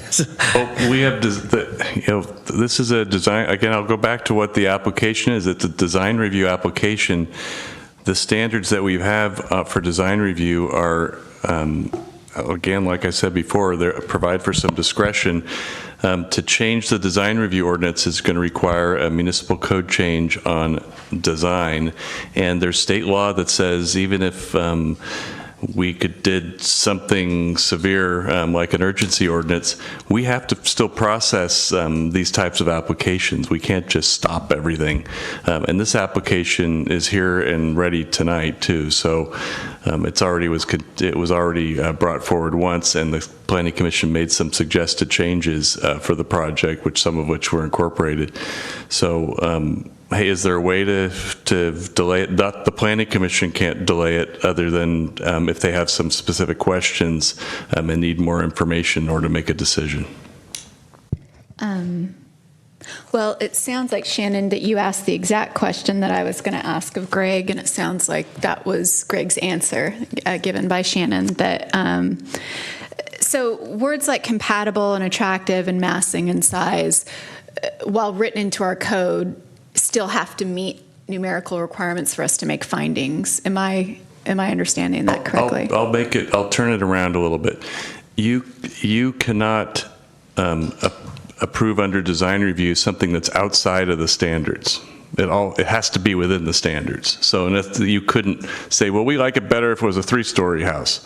It would look better. You can't do that because that's outside the standards. What you can do is work within the standards and create a better design for the project. And this is I haven't heard a comment on this, but what I've seen before in this city and other planning commissions and other cities that I've represented is I don't like this architectural style, or I don't like the way the roof line looks from the street. I'm trying to give examples of things that I've seen over the years when we're evaluating a property or a project under design review. Sometimes height becomes an issue, but both of these are within the height limit, one of which is 3 feet below the height limit in residential districts. So, but if there's something about the height that causes an issue for bulk and mass, that's something that's within your purview.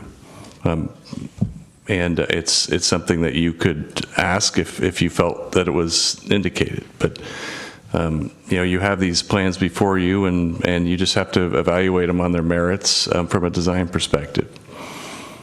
And then I'll add on the tree removal, the code does provide that when people want to remove a tree that's above a certain size, they can ask for that. And the mitigation for when a tree gets removed is replacement trees. So that's how the city has treated tree removal permits for years. I have a number of comments that are probably more appropriate for when we do planning commissioner comments, but those were my questions for Greg at this point. I do have a question for the architect at this point as well, if you're okay. Well, with that. if no one else from the public, has, a specific request as far as changing the design, I'm gonna second the. Oh, wait. There's a gentleman who wanted to come up. I know you mentioned that you were interested in hearing specifics, but you mentioned that towards the end of this whole thing. I haven't had an opportunity. I can't suggest anything specifically. Now, if I took what you said, and went away and took a look at it and knew that I could come back and give you specific design changes, I would do that. So I don't understand how you can approve this, having asked that question. Well, that's what we do. This is design review. That's what design review always is. Again, I don't, folks, I understand that we seem like the bad guys and girls, and no one wants to be disliked. I want to be liked, but we have to do our jobs. This is design review. Design review is always the same. I'm sorry that you weren't aware of what design review was. That's what it is. I've only been involved in coming to these meetings because it was happening in our neighborhood. Sure. By the way, I've seen, and it's happening all around. If you look at a home on Park, for example, that was just completed, it completely dwarfs the two homes on either side with 5 feet on either side. I feel so sorry for those people who probably spent a lot of money on their homes who now have no sunlight for much of the day. And that's a result, I think, of the rules here in San Carlos. You guys changed them. I didn't, but we're looking at them again. Whoever lobbied, right? But whoever lobbied the organization to change them and make them looser, I can only imagine it was probably the builders. Understood. So you're only doing their work. Well, we're doing our job, but appreciate that. Okay. Do you want to make a motion? I think there's already a motion pending to close the public hearing made by Shannon. I second it. Can I have a roll call vote, please? Commissioner Harper Pedersen? Yes. Commissioner Marsters? Yes. Commissioner Silverman? Yes. Vice Chair Bergman? Yes. And Chair Gutierrez? Yes. So, my question that I had, if that's okay, Jesse? Absolutely.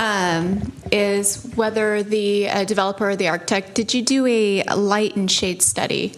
Shadow study. A shadow study, which also goes to the speaker that just spoke. Understanding that we do have, oftentimes it's the setbacks that ideally compensate for that, but we've often asked that in the past, and I'm wondering if you've done one. No, we did not. But you can see the house to the right here, like you noticed on the 2D streetscape there. It's 15 feet off there, off our common property line. So it's 20 feet from the house. I don't think there's any impact to them.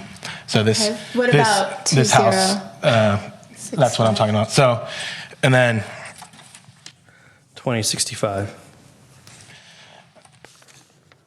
that's it. To me, that's pretty dramatic. That effect there, where that height might be high. 25'10" versus there 16 feet.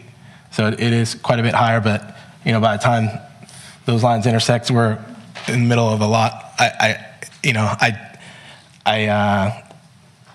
find it hard to believe that there's going to be, unless the sun's down here, any major impacts. Well, let me just also clarify. On our second floor setback on parcel 1, if you look at sheet A3, our setback to that bathroom, number 2 on the right-hand side is 9 feet, where the rest of the house is actually set back even more than 9 feet. At 10'6", and same thing applied to the staircase on the left. There's 9 foot. That's the minimum setback to the second floor, but the rest of the house again is set back additional 18 inches. So it's actually 10'6" on both sides on the second floor, on the majority of second story. On parcel, let's see, on the parcel number 2. The setback is even larger because of the dormer, and also where we position the second story tuck into a second story roof form. So it's actually set back a lot from the property line, except these 2, well, actually 3 area, the sitting area and bedroom number 2 on the right-hand side, and the staircase and the walk-in closet on the left-hand side. Okay, thank you.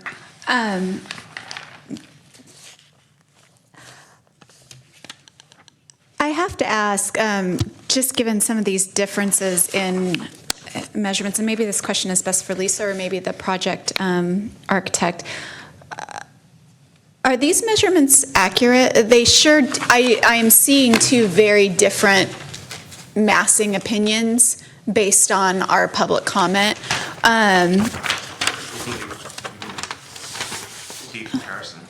Right. Can you just reiterate to me the roof line height on each building? Just want to make sure we're looking at the same thing. Yes. Right. These were surveyed by a licensed surveyor. Okay. Yeah. Of the ridge height and eave and corner elevation.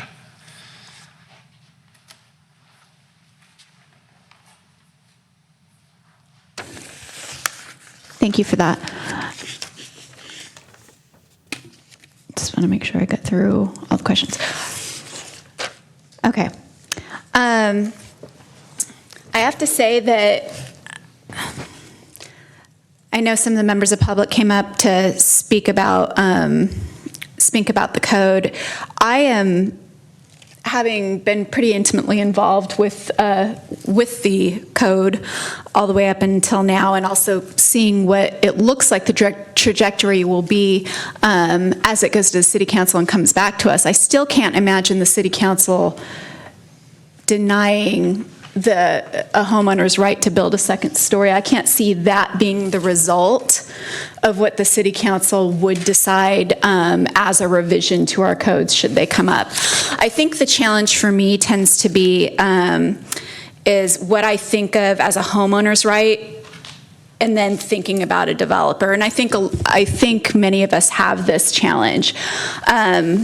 You say, hey, there's tons of great one-story ranch homes. Yeah, it would be wonderful if they had designed a one-story home. It really would.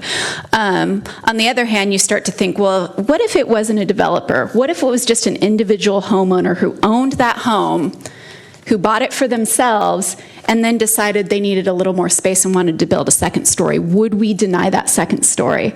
And I don't think in any situation that, whether it be this board, the board previously, or the board prior to that, when I was watching planning commission meetings, I'm just not sure that would have ever happened.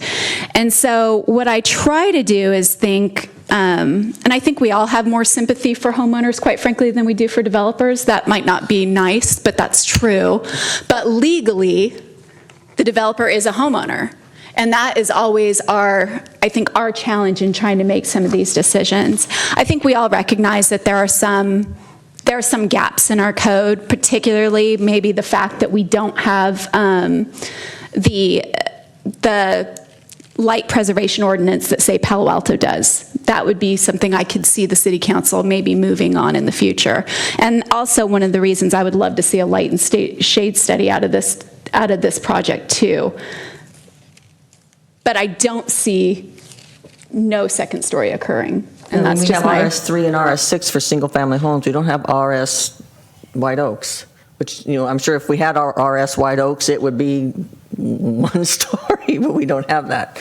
We're limited by the RS3, the RS6 that it is, those guidelines that applies to these homes. So having said that, I still would like to see a light and shade study. I think that would, I think since we've asked for it for previous project, it's not unrealistic to ask it for this one.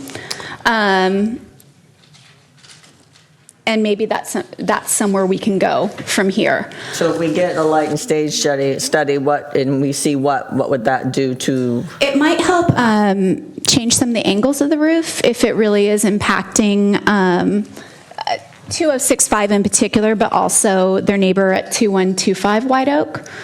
That's my opinion, but I'd be interested in hearing what you guys have to say. Well, in order to make, the neighbors have a right to be able to install solar, right? So we can't impede solar is basically the limitation on the light study, right? I mean, the light and shade study. If the light and shade can't impact the neighbor's right to be able to install solar. That's my understanding of what our zoning says. That would be a Greg or Steph answer. I believe that from previous projects that they can confirm that. Here's the issue with a light study or shading study, and that is that whole left side of the property there is all trees. And so it already shades a significant amount of the property to the east. And so I think if we do a light and shade study, we're actually going to see that there isn't a significant increase in the amount of light that is blocked by this potential house versus the trees that are already there. I see your point there, Scott. I really would have liked to have seen that proven, but yes, the other thing that I want to say is that even if we delay this project, no matter what happens, we have to use the rules that are in effect when the project was submitted. So if tomorrow the city council decides that they're not going to allow more than 30% of the lot to be covered by building, it cannot matter with this project. This project has to use the rules that were in effect at the time that the project was submitted. It's just the way it is. It wouldn't be fair to anybody, whether it's an individual developer or an individual homeowner, to suddenly change things on somebody in the middle of a project. So I know that's not much of a it is what it is. So it sounds like I'm the only one that really thinks a light and shade study would make a difference. And if that's the case, that's okay. I just wanted to make sure we're moving towards some consensus on something. Yeah, I wouldn't be for Okay. it. Yeah. And Al or Lisa, could you clarify whether solar is a protected right in San Carlos or not? I don't ever remember that being a protected right at this point. I remember on the project on Cherry Street in Arroyo, that was one thing that came up, was that's what I remember it from, that that you cannot block the neighbor's right to solar. That's an issue that just came up tonight, and I know there's some state law on solar access, but I haven't seen it apply in this type of circumstance. And I might add that we don't really have any evidence in the record that any one of these houses is suitable for solar. I mean, you have to have your roof at the right angle and have enough to justify having the panels installed on your roof. So. Okay, who's going to start with some suggestions? My suggestion is another street tree out front, In between the two parcels. in between the two parcels.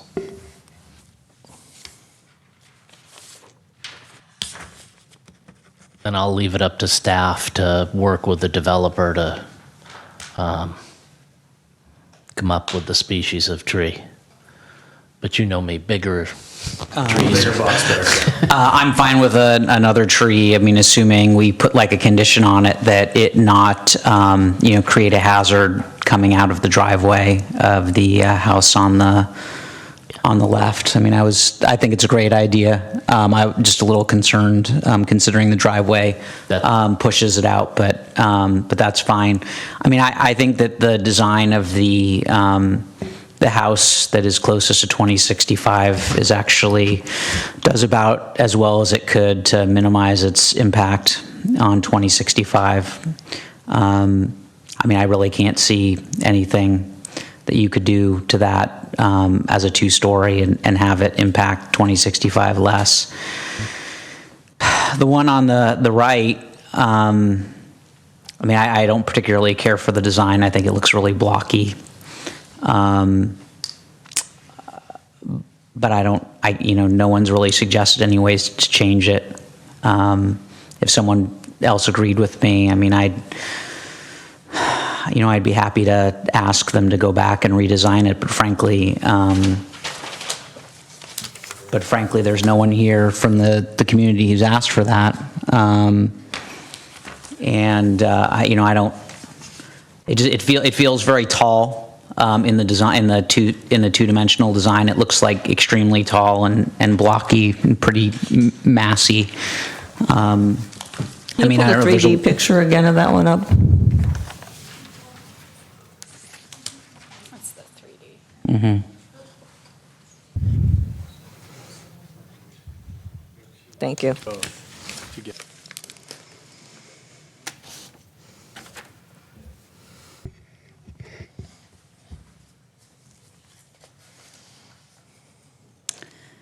Is it the pitch of the roof there that just kind of juts too high, you think? Yeah, I mean, it looks less significant in the 3D than it did in the 2D. But yeah, I mean, it still feels a little bit like the massing could be broken up in some way, but I'm not exactly sure how. And if I'm the only one who feels that way, I mean, I'm certainly not going to ask them to work on it. No, I understand what you're saying, but I don't know how you would modify that. I mean, yeah, I feel you, actually. How about get the architect come up?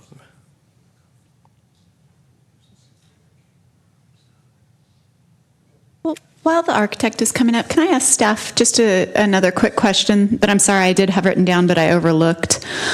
Did Public Works look at the blind intersection on Oakhurst? I had that as a question, yeah.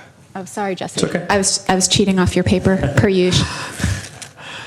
Through the chair, staff's response is that yes, they have had a chance to review that. And what was their determination? Sorry, Lisa, I'll give you time to get up here. They did review it, and they found that the addition of the one extra house at this location did not significantly change the way that the intersection interacts, kind of from their point of view. So using their standards in the way that they evaluate it. So it is a change, but not one that rises to a level of being significant for traffic patterns and safety. For traffic and safety. Okay, thank you. Laura. I mean, I don't know. What if I'm sorry, I think, yes, Oh, please. go Yeah, ahead. I think that's where he was going. I had interrupted. Go I was ahead. going to say maybe we can revisit the second story room sizes, facing the street, perhaps cut down maybe a foot or 18 inches. That will bring the dormer facing the street smaller. That'd be better. Yeah, and maybe revisit the height, maybe. I mean the ceiling. The ceiling height. Height, correct. Maybe So lower. pretty much the pitch.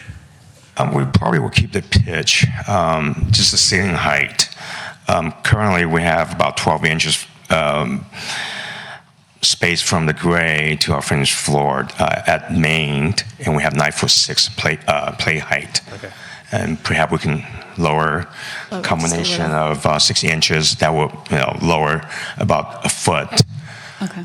Would it make difference just to, on the windows on that second floor, if they were just lifted up about 4 or 5 inches, so there's a little gap underneath it. Would that prove any, would that do anything? That would just increase the mass, I think. Okay, make it bigger, okay.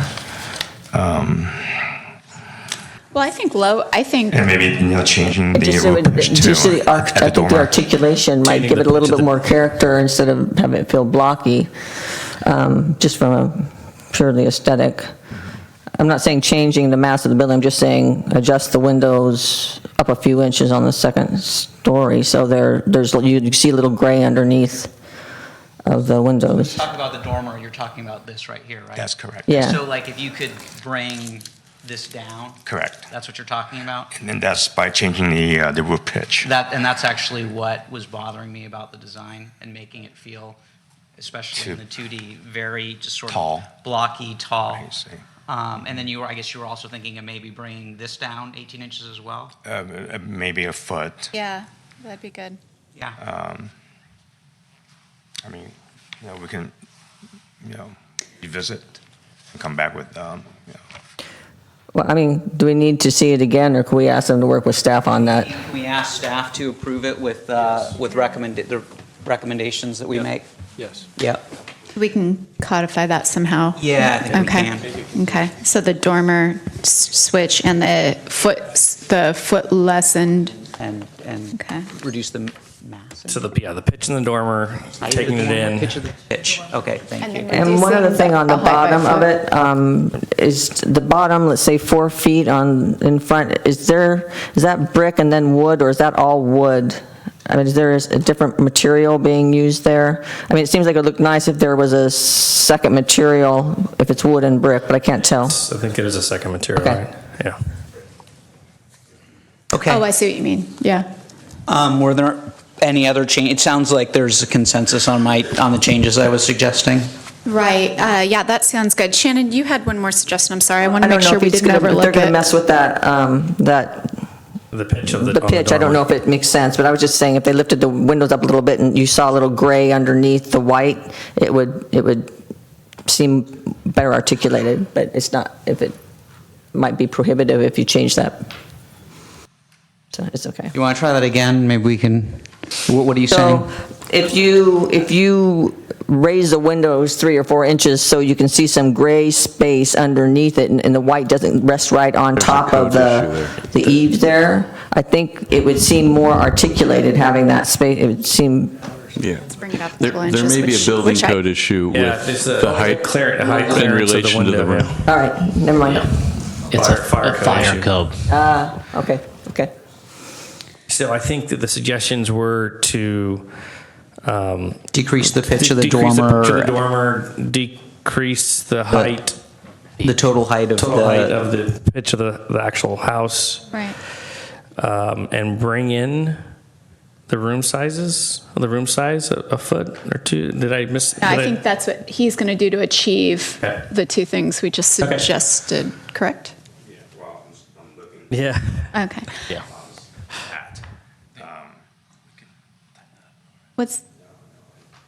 Was there anything on parcel I mean, 2? do you understand what we're trying to accomplish here, right?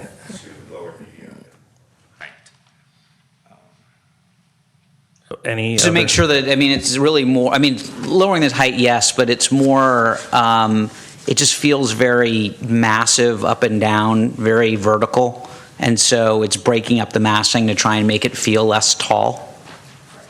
Well, if we change the ceiling height from 9'6" to 9 foot, for example, that will decrease the overall height by 6 inches. And currently we have about 12-inch space between the grade to finished floor. That can be also lowered by 6 inches, so that will be a foot.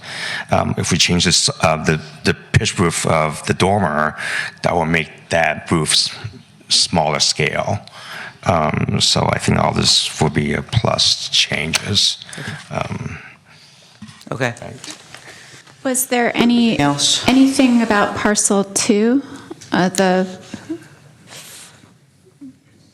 farmhouse looking one? Can you just quickly explain the window placements on the side facing 2065, I think it is? Yeah.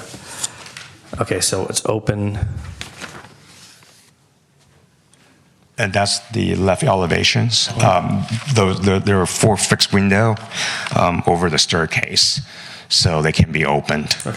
And they're pretty tall, so, and you can see the layout of the staircase is actually going down from second story to the first floor, so it's kind of high up there. And there's no window over in the master walk-in closet. So you guys thought about that window placement pretty as extensive as I can probably see. Okay. Anything else? Not for me. I'm prepared to make a motion. Did you get Scott's tree? I do. I will. I knew he wouldn't forget. I wouldn't. So can I get the, I mean, I can find it, but you want to bring the motion up for me? So I move that the Planning Commission approve the design review and protected tree removal permit for the project at 2115 White Oak Way, APN 051-281-300, based on the findings and for the reasons incorporated in the staff report and as conditioned in the code compliance certificate, with the additional of 3 conditions. 1, that an additional tree be added between the 2 homes with approval of staff to the extent it can feasibly be done without causing a safety hazard backing out of the driveway. That the dormer be reduced in pitch by approximately 1 foot as approved by staff, and that the overall height of the residence be reduced by approximately 1 foot with the final design approved by staff. Is there a second on that motion? I'll second. Any more discussion? Can I have a roll call vote, please? Commissioner Harper Pedersen? Yes.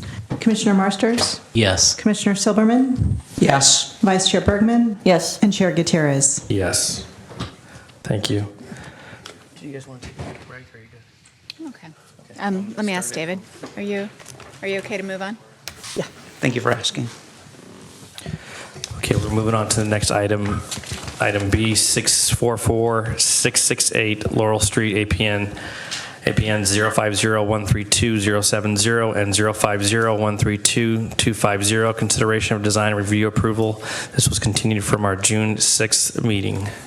I'd like to go ahead and declare some ex parte communication with the applicant since our last meeting. I have none. Me as well. I met with the architect. Well, it's in the No one wants to talk to me, apparently. Yeah, me neither. I've never felt so left out. That's all right. Wait till I'm off the commission. I'll call you a lot. Okay. Thanks. That's good. Thanks, Jill. Scott. You will have influence over the commission. We're going to limit your discussions, you know that. But hi, Jill. Hello. Good evening. My name is Jill Lewis, and I'll present to you the request for design review approval for the new second floor office addition at 644 to 668 Laurel Street, continued from the June 6th public hearing. Just to refresh your memory, this subject site is zoned MUDC, mixed use downtown core, and has a corresponding general plan land use designation of mixed use medium density. The project site consists of 2 separate parcels, 644 to 654 Laurel Street and 660 to 668 Laurel Street. There are currently 8 tenant spaces, 8 tenant spaces with 4 per parcel. The existing Comerica Bank is excluded from this project. The direction given by the Planning Commission at the June 6th hearing was explore ways to reduce the bulk and mass of the office addition and explore more ways to increase the landscaping on site. Again, these are the modified conditions of approval. The applicant wished to modify some of the conditions of approval. 3 out of the 4 were touched upon at the last meeting. So 8C, the applicant will work with the building official regarding parapets. 20, the ability to provide bike parking on either parcel. 21 clarifies the intent to pay the fee only for the 660 through 668 Laurel Street parcel at the time of permit issuance, since the parcel at 644 to 654 Laurel Street does not trigger the fee. Also provides an option to provide off-site parking with review and approval of a minor use permit by the zoning administrator, should that ever become an option. The fourth modification is on the screen and in the draft entitlement document as well that was updated for the meeting tonight. The original condition has been replaced in its entirety, granting more flexibility for future restaurant tenants. Now I'd like to turn over the presentation to Ken Hayes, the project architect.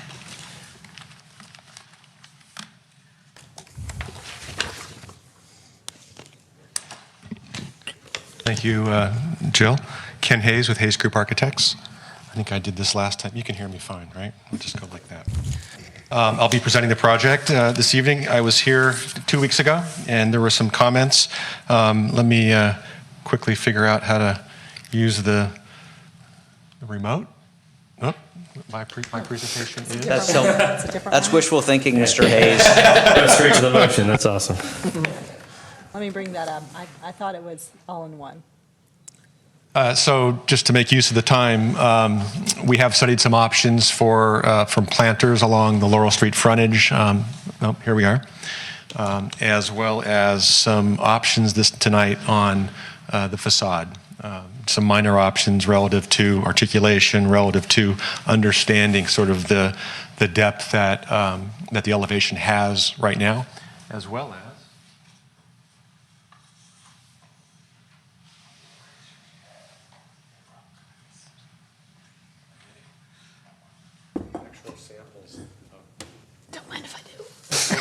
actual samples of Roman brick. Make sure you get those back. And yes, thank you. You don't want to put those in your file drawer.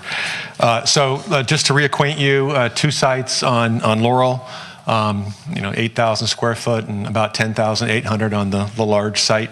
The KB Homes project to the rear of our site, and we occupy those parcels there. There's 2 distinct parcels combined with this application for planning.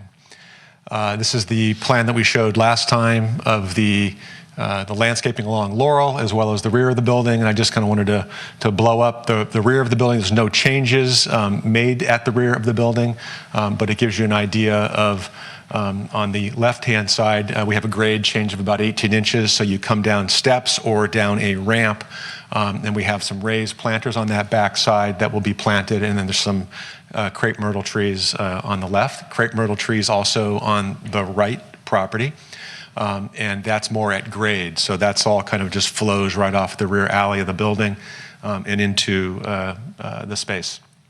But just to kind of give you a blow-up view of that. On the Laurel frontage, we talked to Sneakers. They're the tenant in the 1-story building, and they're going to have tables and chairs in the recess area that's in front of that part of the building, or that building. And he had some real strong opinions about planters in front, and that they might be used as ashtrays and so on for in front of his space. So we really thought that we would look towards the 2-story building to try to create some opportunity for planters. So this is one option where we create, I think they're 4x4 or 3x3 planters, probably 30 inches high, that would have some foliage in them, some probably annuals, flowers, just to add some color accent. This is one option. We felt that it might impede access to the retail windows a little bit too much. I think that what's important is for people to get off the sidewalk, kind of under the overhang, and be able to peer into the stores.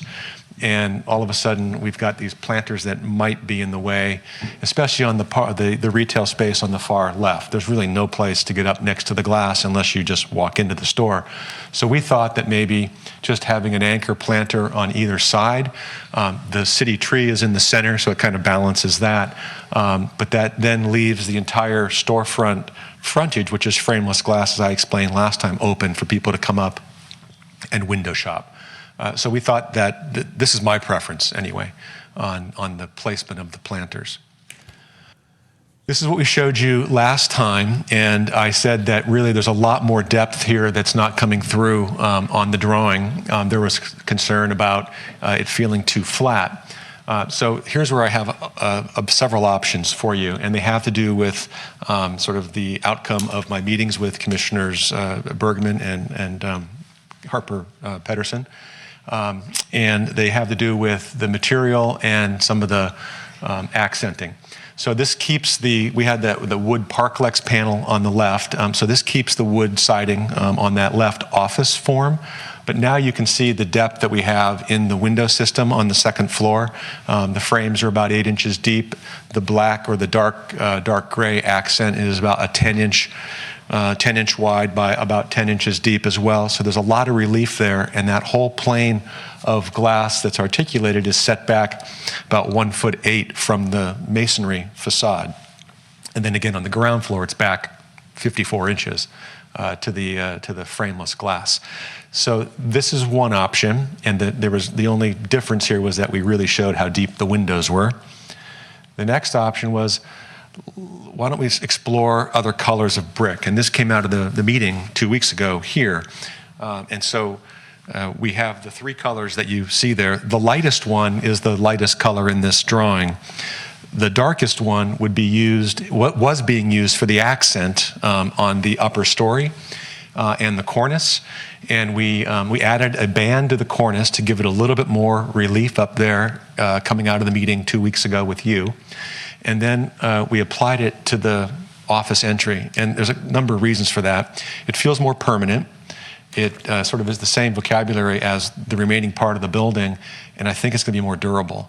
One of the concerns I had after the meeting was, what is that wood panel siding going to be like in 3 years with people hanging out, leaning against it, putting their feet up on the wall? So I'm kind of favoring this idea of the dark accent brick on that form. All right, so now the change is going from that to, in my meeting with Commissioners Harper Pedersen and Bergman, we talked about maybe there's opportunity for more accent. So we thought, well, what if we added a band, a soldier course band in the chocolate brown at the top of the windows? And so this is showing that. I have an issue with it, and that is we're using the brown kind of as the recess plane in that wall, and the lighter brick is most forward.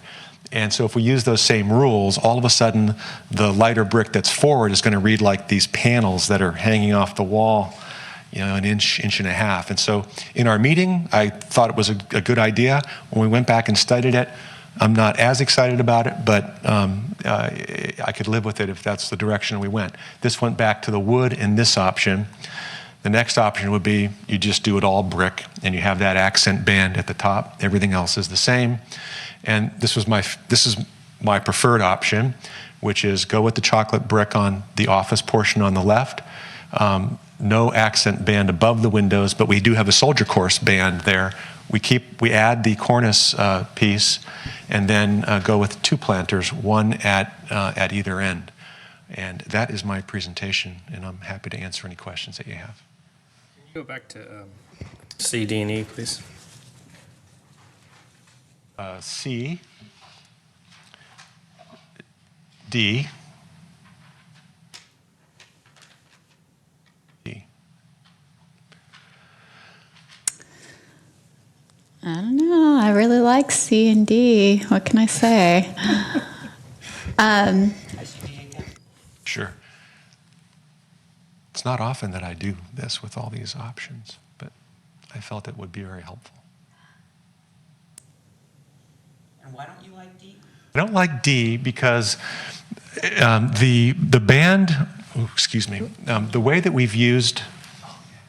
You just press that. You can use it as a mouse, too. Then you're going beyond my... I think you just point it up here. Oh, okay. All right. So the way that we're using the brown brick is it's recessed back about 1.5 inches from the light colored brick. And okay. And so this the small band where I'm pointing, I can't quite get there. That band right there is also in the same plane as the vertical band.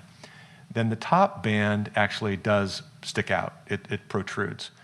My office felt like if we're going to use a dark band here, it should also be in the same plane as the vertical. And if we did that, all of a sudden you're going to have right there the light brick will look like panels applied to the building, and I think that that's going to not quite get us to where we want to be. I see what you mean. Is there any way to not recess the brown brick in that band and still have it look architecturally consistent? If the brown band is the option of choice, I would feel compelled to leave it out in the plane of the lighter brick. Because I would agree with you. The whole point of the band, at least for me, is anything to reduce the beigeness. And so the last thing you want to do is to push forward beige panels. I mean, that would obviously not be accomplishing what I think either of us would want to accomplish. I don't know that it needs to be recessed just because the little bands here and here were recessed. That's just my opinion. Yeah. Clearly nobody pays me to design buildings. So that was the one concern, and the other was that, is it going to look too stripy? And I know 2 weeks ago we had a project here that was stripy. So It's even close to that. I don't know. This is my preference, but I wouldn't show you anything we didn't like. Can you walk me through? So Sure. These two bricks here are the beige parts we're looking at, but they're just not going to show flat. Two options. As you recalled, you said, is there another brick that you could live with Yes. that wasn't red? Yes. And so I went back, and this is the next one on the scale that they have that is not red, but it might come off a little pink if they have a lot of it. I see. So, Either or? yes, it's either or. Oh. So it can't be It would either be that. Remember we talked about there being a variance in the... variation? Right. This information for you. Do you want to alternate so that It does not vary. They're very consistent. Stripes. My goal is to make stripes. No, I'm Can kidding. we do a banding pattern? The brick does not vary. In fact,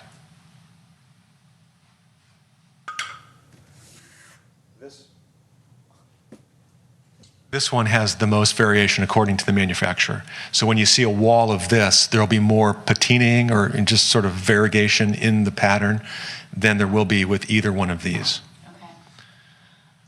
I should fill in the rest of the commission. One of the conversation topics that we had at our meeting was there was a picture I took from Portland that was a beigey brick building, but the brick itself had articulation. Of course, whenever you see had variation, I guess I should say. And of course, whenever you see a rendering, you don't see natural variation in something that looks obviously flatter. So I was hoping that I might see some more variation, but so it looks like Ken went back to the manufacturer, and indeed they're pretty consistent as far as What you see is what you get. Got it. Yeah. Okay. So then it would be an either or is my guess. Yes, Okay. I'd be a little bit concerned about the darker coming off too pink. that's my concern. A little bit.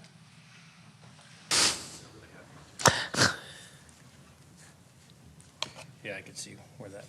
See, it's a little, has that tinge to it. If you get more of it.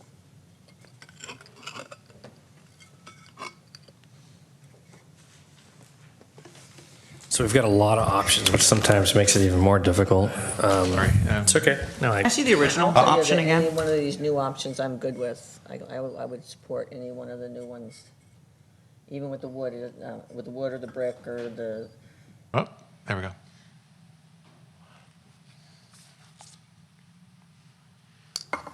So the reason we went back and articulated is that we didn't spend the time initially on really conveying the depth of the fenestration on this rendering. And so I tried to explain it at the meeting. So then we went back and we did it. This is the original, though, right? That's right. Yep. I asked to see it again. Because I don't know what to call them, the window frames seemed darker in the drawing even than this perspective. Can you flip slowly through B, C, D, and E? Actually, can I make Slowly. a point? I don't believe this is the original one. Well, it's really close. Yeah, the original one actually did have the brick accents above. Yeah, but not as much. Did the original one have the It brown? had those 5 pieces of It brick had in the the brown. panel. Yeah, the 5 pieces of brown brick in the panel Yeah, above. Yeah. Okay. Slowly. Did you want another one? Or? Let's just No, go no, sir. through all of them one more time, but very slow. Scott wanted you to go through B, Just- C, and D just slowly. So the difference, is just the office block is now brick. Next one, we add that colored band of chocolate brick at the top of the windows, and then the office as the original. Keep the chocolate band, make the office chocolate. Yeah, right. And then the last one distills it down a little bit. There's a little bit of a pause here. There we go. I think difference between D and E is the lip, correct? It's that band. Banding over the window. Yeah. Oh, and the planters. Oh, okay. I really think that keeping the frameless glass open is a good idea.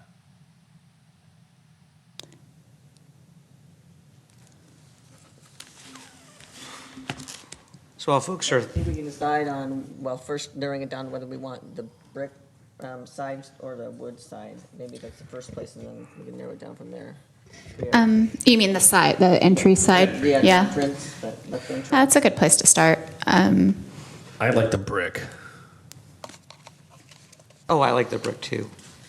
I mean, I would say generally speaking, my biggest concern about this design was that it seemed too modern and industrial to fit well with the neighboring buildings. I think the brick improves that immensely. The part that still concerns me is the light-colored window frames. Oh, they're silver. Or Yeah, they'd be silver. Right? I said light-colored, but silver.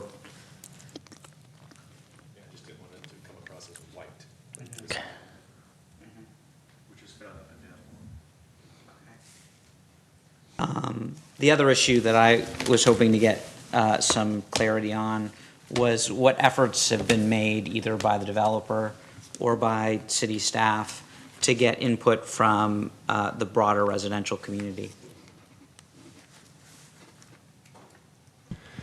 So normal notification is 300 feet, and we put notices up on the city's website for the community. About 1,019 people subscribed to e-Notify for the Planning Commission agendas. And at the last meeting, the Planning Commission's, all the Planning Commission meetings are on Channel 27 and broadcast live to the community. Those are essentially how we get information out to the residential community in general for projects in the community. Sometimes the city manager will highlight something in like a Spotlight San Carlos, and that does go to all the city residents.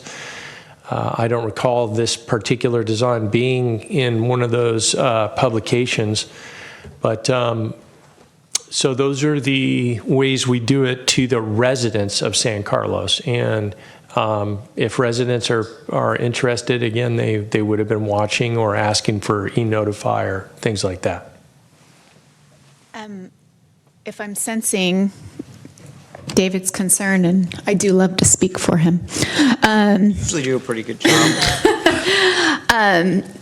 Because of where this building is located, the 600 block of Laurel, and because of our previous discussions about the importance of Laurel Street being a community gathering space, not just a place of business. Some wise person referred to it as San Carlos's living room. which I really like that metaphor, actually. Living room. Living room. Carlos's living room. So the idea is of course, it sounds like you have some hesitation that more members of the public aren't aware of something that is going to impact an important part of our downtown. My concern is the entire conversation around the formula business ordinance, which of course we opposed, was to get, was out of a recognition that this portion of Laurel is perhaps one of the most significant portions of the city, and yet here we are with 2 meetings and not one member of the public has come to speak, and that just causes me concern. And if I knew that the city had made significant efforts, and this is not a criticism because it's not required by the code, to reach the community and give them an opportunity to be heard, and then they didn't show up, then I'd be like, well, we did what we could. But I do have some concerns about whether or not the outreach on this particular project is sufficient. And if I didn't have some concern, well, even if I had no, I think it's a beautiful building. I think the architect did a beautiful job. I like it. I'd be prepared to approve it, but I'd say I'm inclined to vote no just based on principle, without knowing that there's been more outreach to the broader San Carlos community. Mr. Chairman, I'm sorry if I interrupted Commissioner Silberman. I didn't mean to right there. I thought you were done. I hope you were. You did well. The one last thing that I would note is I would say that this design has actually been more publicly displayed than most other designs that have been through the Planning Commission. For instance, we did do additional presentations of this specific, the original design to Access San Carlos, which is a chamber event, and it's a breakfast. And I presented the design to about 70 people in the community, and they consisted of residents of the community, business owners and property owners. And so we also showed it to the Economic Development Advisory Commission, so we walked them through it. I've also presented this at least 2 real estate broker meetings where some of the real estate brokers were residential brokers and residents in the city of San Carlos, and I believe that it was also presented at other venues as well. So I would say that actually a lot more residents have seen this, but it wasn't your traditional, hey, I'm going to mail you something to your home with a picture on it. It was more presentations to people who were interested. Was there any posting on the building that indicated that there would be design review done? Yeah, there was postings on the building. Was there? Yeah. I don't know. Yeah, there was. There was. That's very helpful. That's good to know. Okay. And how long was it there? Yeah, I think planning staff had asked that we post across the entire frontage, so we posted at least 4 notices, the full length. I think I've even got photos of them. That would be fantastic. That would actually make me feel a ton better. I actually checked that. There definitely was at least 4. With pictures. Because that was one of my questions too. I mean, that was my. I mean, that's awesome. I mean, no offense, but had you told me that, that would have gone a long way. Because those are the people who are actually visiting San Carlos. So that actually makes me, not that anyone needs me to feel better, but that makes me feel a ton better. If I could just see what some of those notices looked like, that would take care of it for me. I mean, not in an ideal world that I wouldn't want it to go on the Facebook page and be on the spotlight, but I mean, my kids that they're that's fine. So this is, I checked them because I wanted to make sure, so there's several of these. I wanted to make sure that I could come back to staff and say.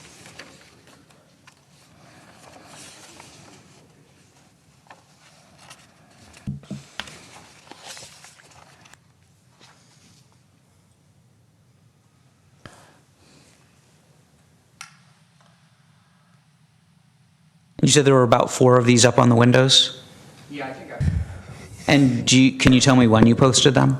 there's Approximately? There's a date on the letter, so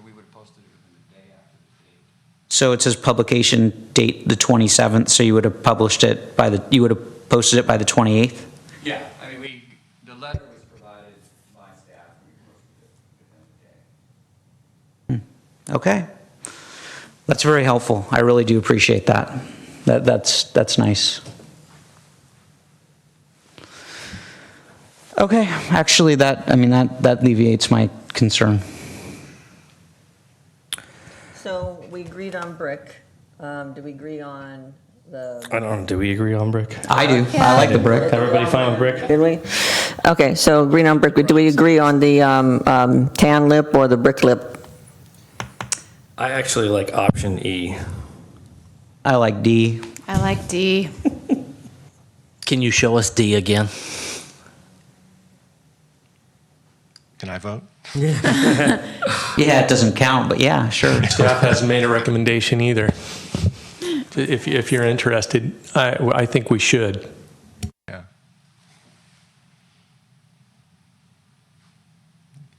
D? I like D better myself. Well, then, Are you referring to not the planters, though, yet? I'm looking at the planners as a Not to the separate. planners yet. We'll get to the planners in a minute. I'm just looking at the lip, and then I am, of course, interested in what our planning professional staff thinks of D versus E.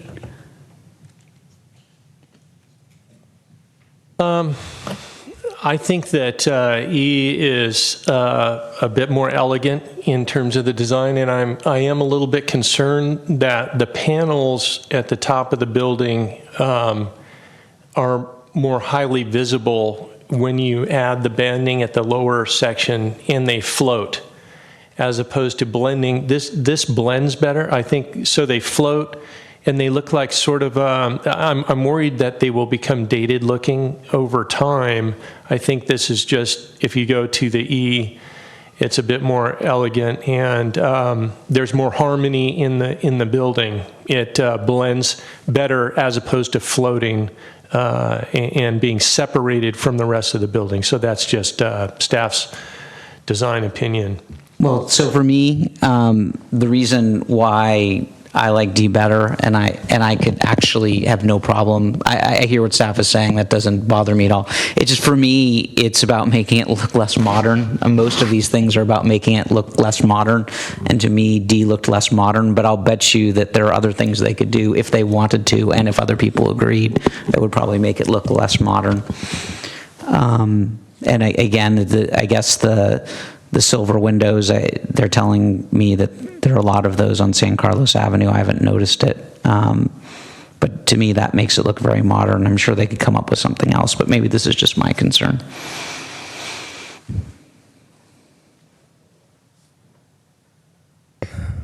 I'm okay with either one. If you ask me my choice, I'd say D, but I can live with either one. Yeah, that's how I feel. D's my favorite. I could do with D or E. So yeah, I'm still at E, so.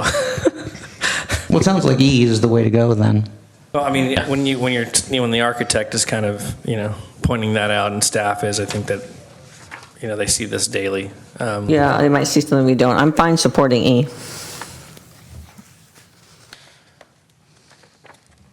Everybody fine with E? Yeah. Okay. So planter boxes also the way the design of E is, or do we want to? So the point to me of the planter boxes, in addition to the landscaping, is to separate the dining from the sidewalk.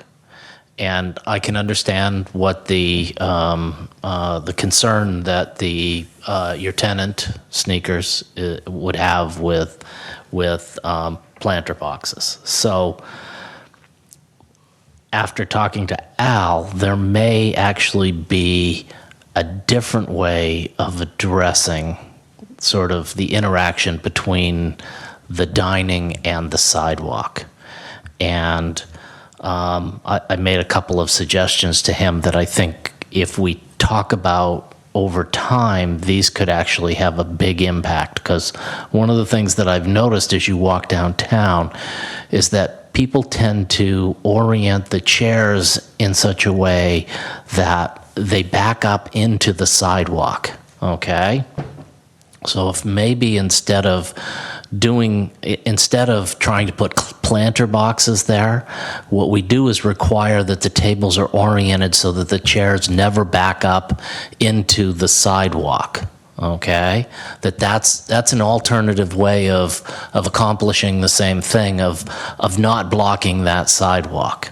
Another thing that I would like to see included is that any place that there is a sign pole, that sign pole be moved so that it doesn't interfere with the dining. Okay? And I think these are things that can be done for any project down the road or any restaurant that's in the downtown. It doesn't take away from the amount of dining spaces that the restaurants have, but it actually creates a smoother path for anybody that's trying to walk in the downtown. And maybe this is just the first place that we do it. I do like the 2 planter boxes at the end. I agree with you that the planter boxes in the middle are not really all that appropriate for being close up to the windows. But to me, the bigger issue is the restaurants and how the tables are oriented so that they don't interfere with the sidewalks. And I think that's a reasonable compromise to say that there aren't any chairs that are capable of being backed up into the public right-of-way, the public sidewalk. And we can leave it at that. Through the chair, I just want to. This is kind of historic, but if you go back to the slide with that shows the vertical view of the site, I just want to remind the commission that the public right-of-way is actually the line of bricks in the middle of the sidewalk. Right. It is not. It's only the outside area near the curb, and every other restaurant in town is actually that's the demarcation line, that line of bricks. And that, but 90% of them or more actually have chairs that are out in that 4-foot right-of-way that the city has. And the umbrellas are too low too, so we have an enforcement issue on Laurel Street right now. I think that's pretty clear, but I'm just trying to. It's just a factual pointing out. So I want to make sure you understood what was the configuration there. I'm well aware of where the line is. I recognize that there's 4-foot walkway there. Okay, that's all I'm asking is how do we actually maintain that? And it seems like there's a couple of simple things that we can do. And that is to orient the tables so that we say no chair can be backed into that 4 feet, and we get rid of the poles.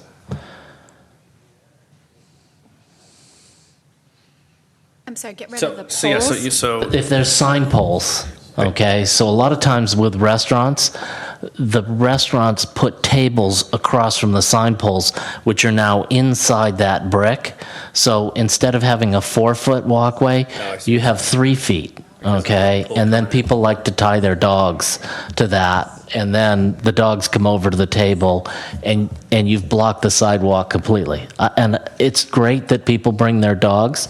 I don't have an issue with that, but it's the 4-foot walkway that I'd like to see maintained. So then you want us to put a condition in to eliminate the poles and to reorient the chairs? There are places in almost every single place that you can move those poles. What poles are you talking about? Sign poles. There's only one.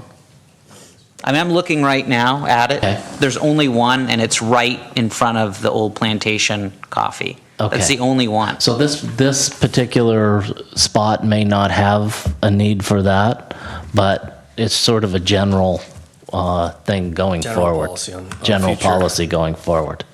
I know what your point is. So now, for the restaurant itself, do you see anything in forms of some sort of improvement that can be made on the design? No, I don't. I just, to me, if we start putting in that, one of the conditions of approval is that the chairs are not ever oriented in such a way that they can be entered into the public right-of-way. Mr. Chairman, perhaps I could make a suggestion. Absolutely. A suggestion would be to craft a condition that would say that when city staff goes to issue the sidewalk cafe permit, that city staff makes sure that the orientation of the chairs is perpendicular to the sidewalk. You could put a condition in like that for this particular restaurant. That would be great. Perfect. Yeah. Yes. That's perfect. Yeah. That works. And I kind of speak as the developer and also as a person who eats downtown a lot. I actually agree with this point. And Piacere does a very good job of orienting their tables so that you feel like you're not blocking the sidewalk. You see people coming at you. You're interacting with the community. There is another restaurant, and I can't remember which one it is, and maybe down the street that does it the other way. We would gladly support this condition. Thank you. And Mr. Chairman, one other suggestion on the planters, the two planters that are left, one concern would be who's going to maintain those planters. If they're planted with something, that would be a concern by staff, so that if it dies, who's going to replace the planters, who's going to keep it in a healthy growing condition, or clean it out, and those kinds of things, because it could become a trash receptacle. So would we need to put a condition in stating that I guess, would it be the tenants or the developer? I guess I would ask Mr. work? Beer who is going to maintain Okay. it. And then I would recommend that the commission, if you're going to keep those two planters, that you do put in a condition about maintenance of those planters.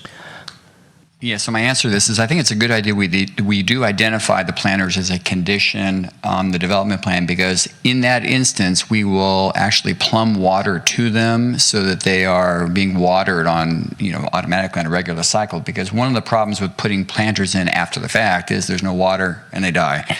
So I think if we condition planters with some flexibility on, within a couple inches of where they go, we will plumb to them. And then I do think it is the developer, the property owner's responsibility to keep those planters vibrant and colorful.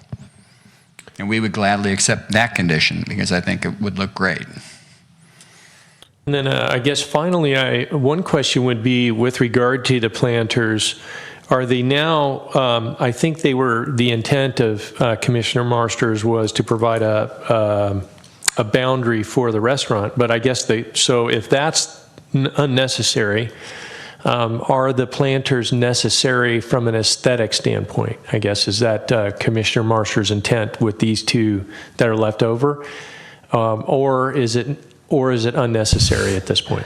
My intent was to attempt to meet the 10% landscaping goal. And so there are multiple ways that you can meet that. If the developer decided that he didn't want to do the planters, I would be happy to see a couple of other options. One, pay to plant a couple of trees in one of the city parks. Pay to make a donation to, and I don't know whether it's San Carlos Garden Civic Club or San Carlos Together that takes care of those planters in the downtown. Something like that, where you're actually creating additional planting or helping the city have additional trees or plants somewhere, even if it isn't in front of your project. And I'm happy to have any one of those three, whatever the developer decides. Yes. Yeah, so we actually like the two planters on the end. I was gonna say, I do it too. helps soften things, and we're taking the slab out anyway. Putting the plumbing in is not going to be an issue. Okay.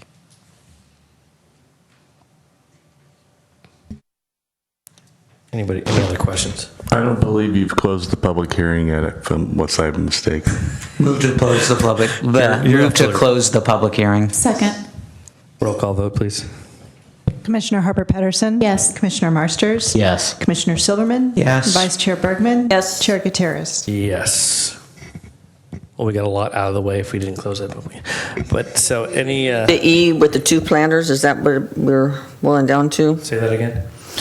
We agreed to E with 2 planters and the condition that the property owner would maintain them after months been turned over to them. And the orientation of the Sidewalk cafe sidewalk permit. cafe permit. And then one last question I have is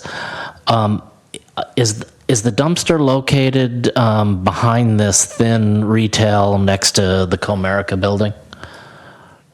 Is that the intent of for all the properties to sort of have that one location? That's correct. It's right there. Okay. And it's approved by Perfect. Recology, I BFI, just- whoever it is. Yeah, I just didn't see where it was, and I wasn't sure what that was. Can we go back to the rendering that we seem to be landing on, E? Is that right? E.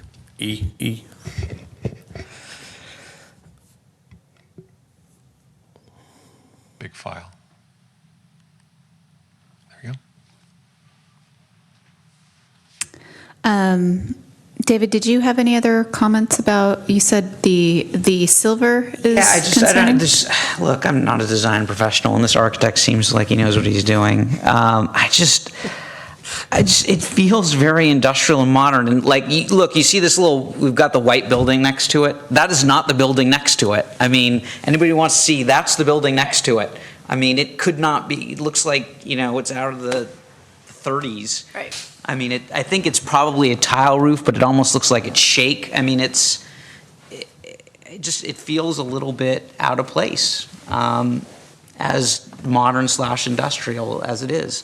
And I mean, I don't know if I'm the only one that it bothers, and in which case, go ahead and move on.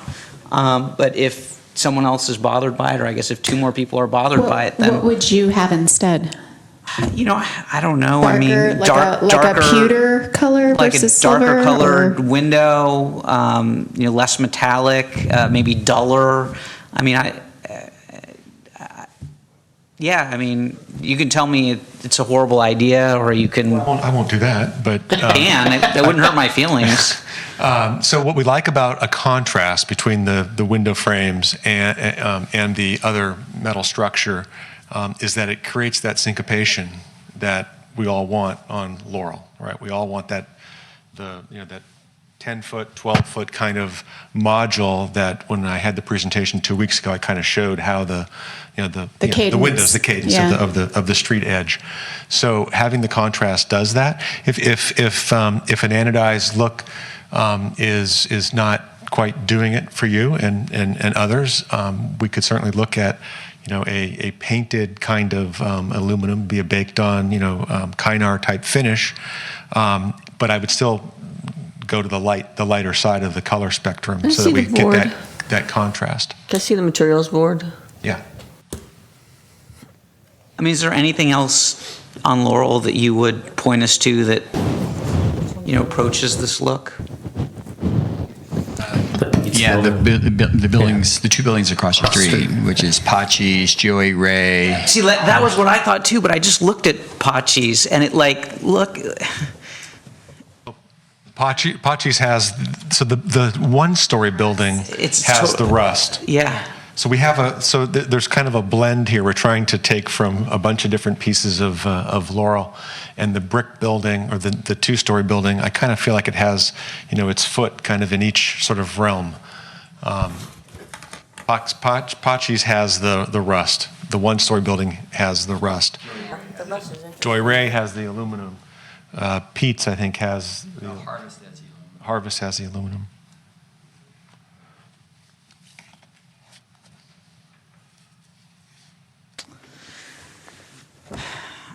Sorry, I'm kind of I could liking just look it. it I up mean, at myself, first I but I'd didn't rather like just that roll it. silver in there, but Really? with the black as the contrast and the white in there, I like the silver now. I think it'll be refreshing.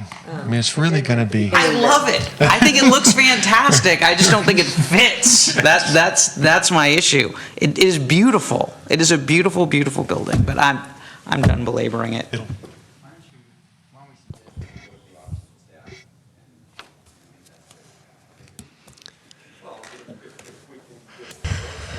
Yeah, I think. Story of my life, sir. No offense taken. Materials forward back my way. Thank you.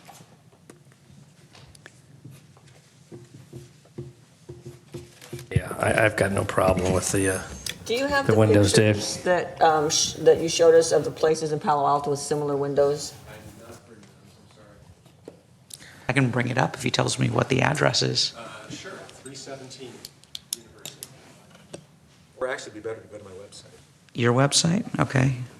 thehayesgroup.com. Thehayesgroup.com.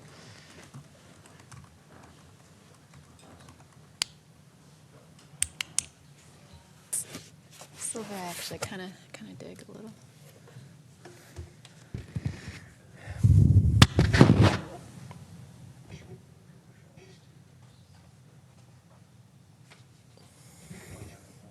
Yeah, I've got 0. Huh? Some more sugar. It's weird. Sorry, this touchscreen's not very good. Just go to 317 University. Okay. These ones seem Do you lonely. want, is there any particular, where should I go? I'll go to front. Commercial exteriors. Cross over, down to the bottom, right there. In 317? Right there, yeah. So just click on it. Oh. And it'll come up. All right, so this is an addition that we did to the historic building downtown. So the windows are very yeah. much like. Same ones. The windows are very much like the windows that you see to the left. And that's why I was worried about belaboring the windows. It's like here, it doesn't feel nearly as modern or industrial because you've got the, well, and you've also got the old style windows with that are adjacent to it, and you've got the Missions tiles on the top. But isn't that my point right here, is that we've got two eras of architecture that coexist, and right, and there's things about them that are, that are complementary. Lines line up, proportions are similar. I was explaining to Commissioners Bergman and Harper Pedersen that the horizontal windows on the second floor, if you turn them vertically, they're the same proportion as this sort of row of arched windows on the old Spanish building. And that was a neat project. All right. David, are you okay with the windows? Yeah.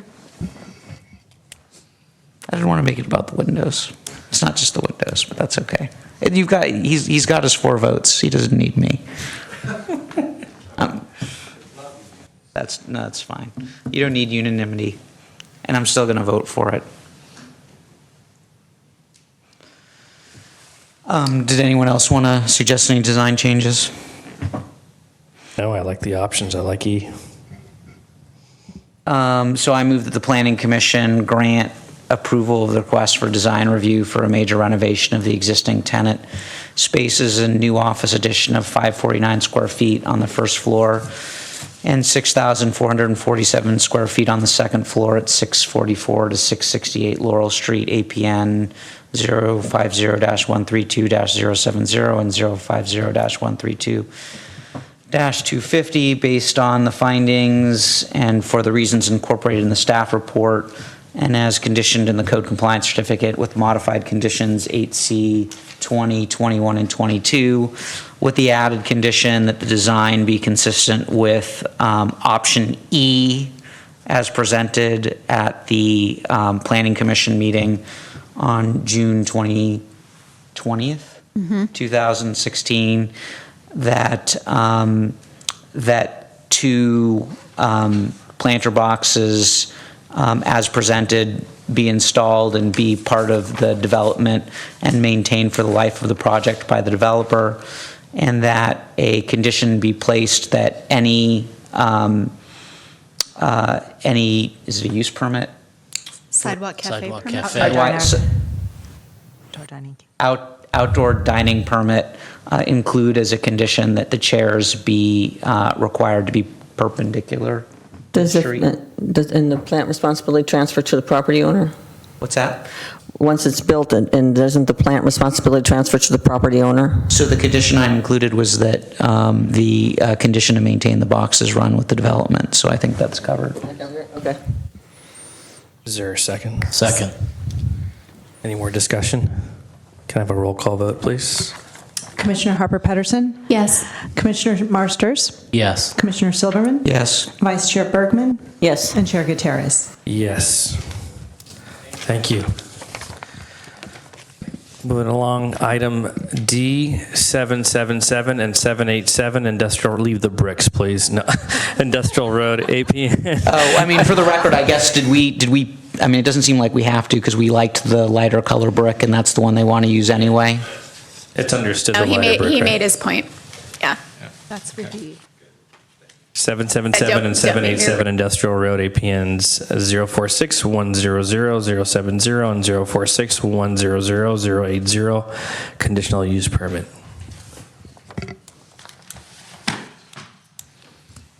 Hi, Lisa. Thanks for being patient. Good evening, Commissioners. Lisa Costa-Sanders, Principal Planner. The project before you tonight is a conditional use permit request from Honda for 2 additional properties located at 777, 787 Industrial Road.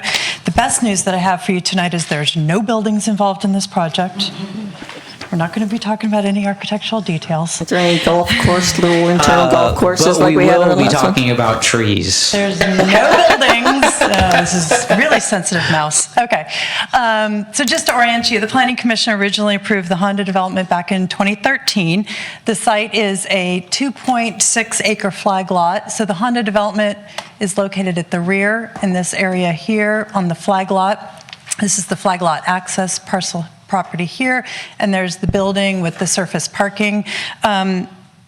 The zoning administrator granted an extension to the use permit for the time, and then in 2015, the Planning Commission approved a revised building design. As you recall, that lifted the building up so that they can have that ongoing remediation happening on the ground floor.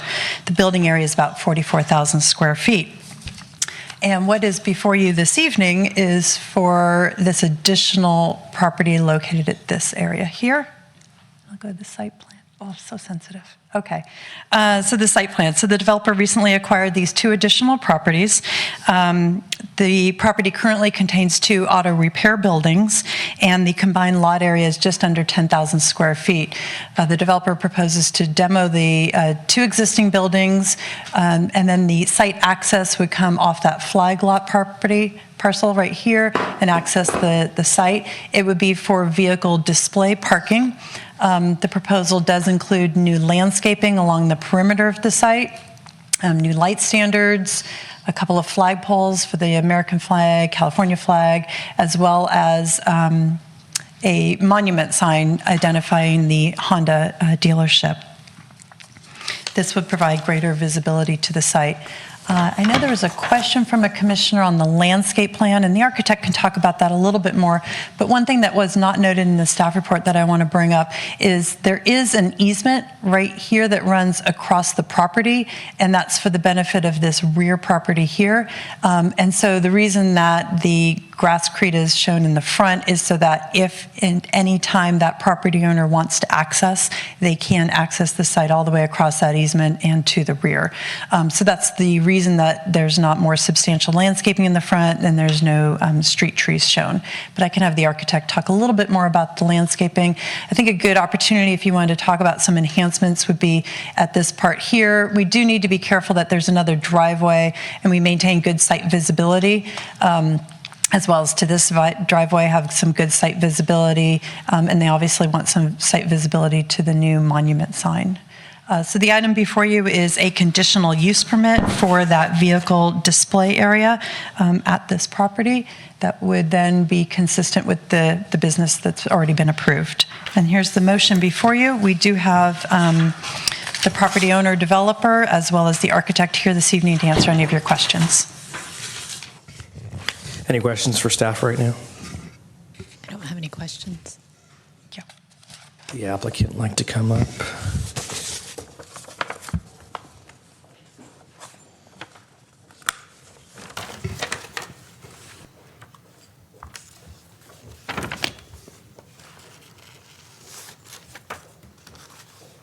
Welcome back. Good to see you all again. Good to see you. Do you have is there a presentation, or are you just answering questions? Okay. I just have, so this is the last plot of land you guys anticipate Yes. purchasing for the project? Okay.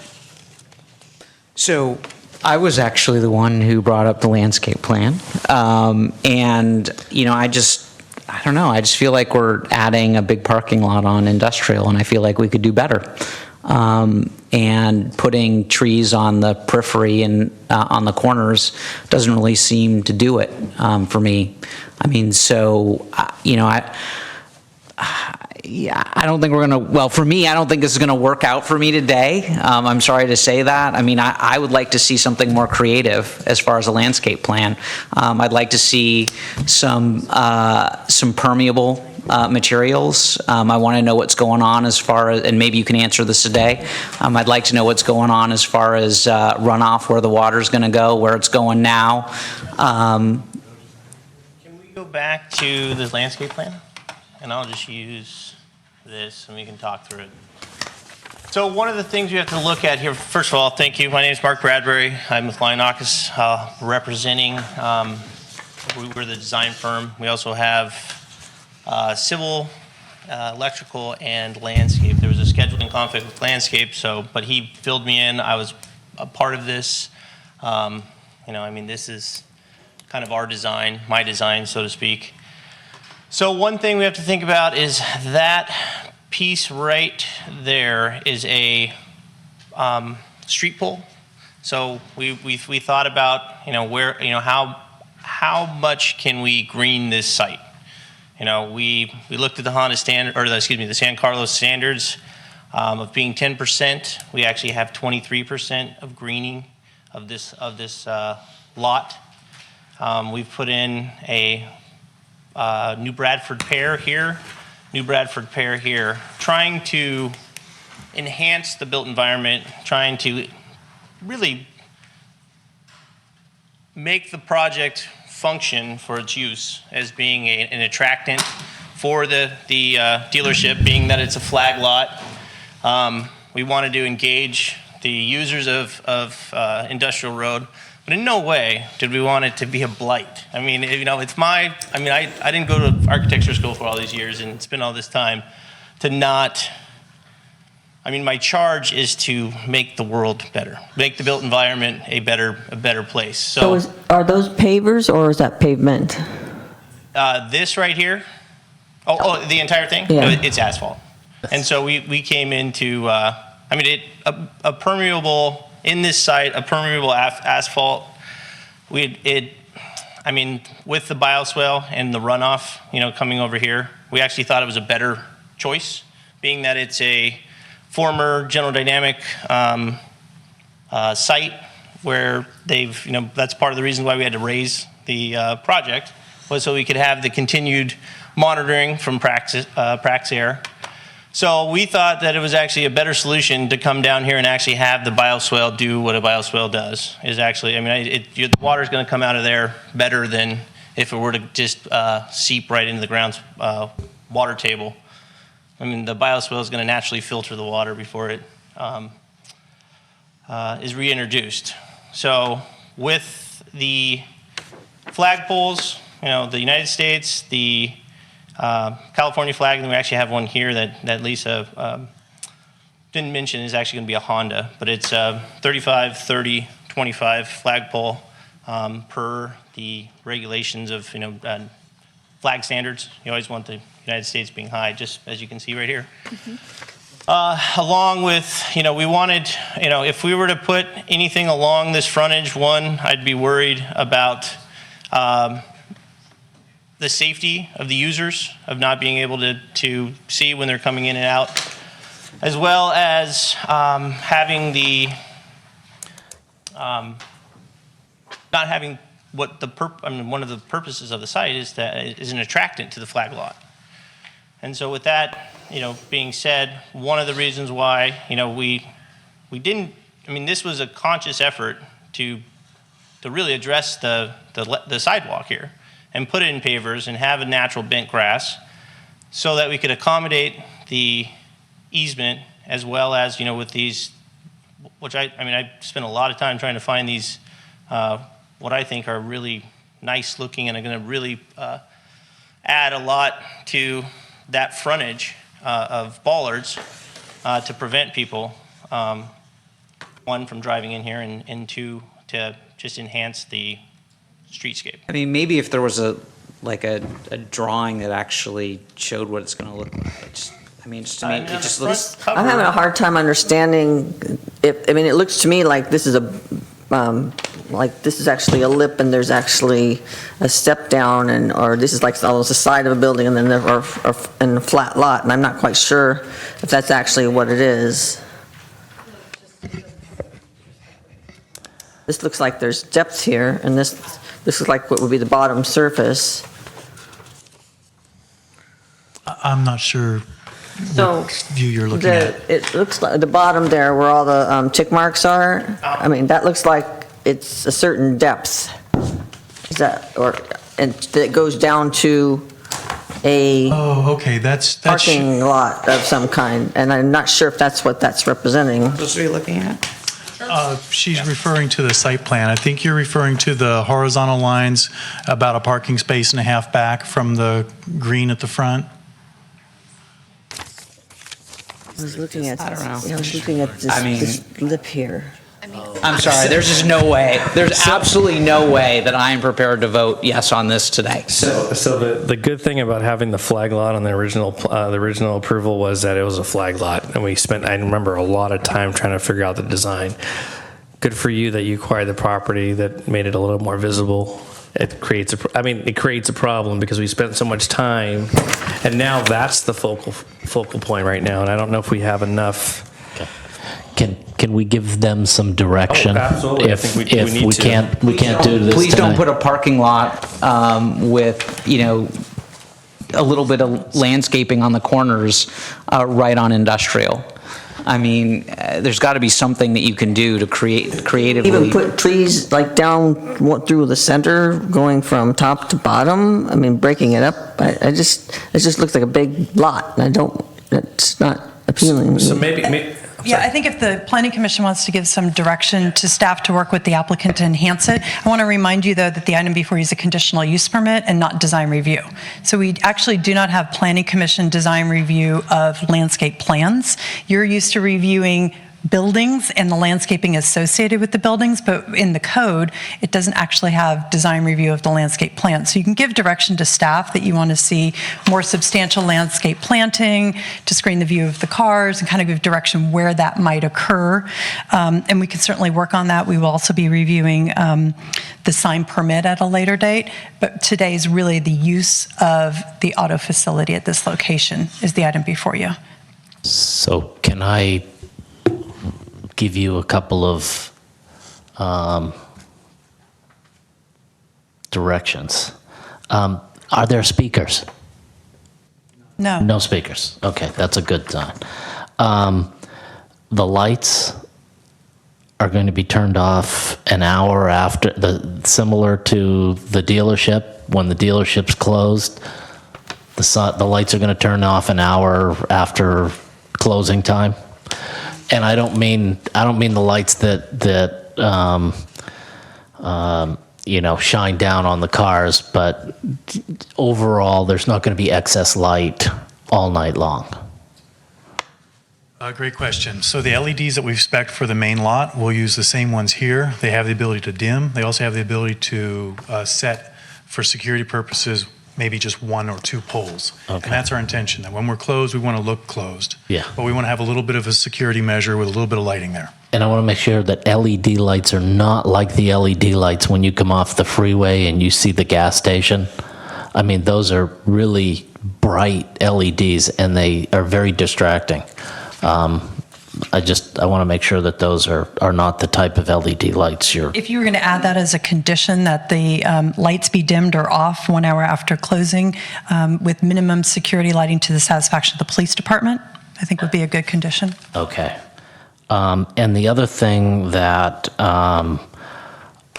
when I drive down Industrial Road, and I drive down it quite frequently, there are a lot of very large mature trees, and they're 25, 30 feet tall, and the branches start 10, 12 feet off the ground, which provides a lot of shading to the businesses and the parking lots that are behind those trees.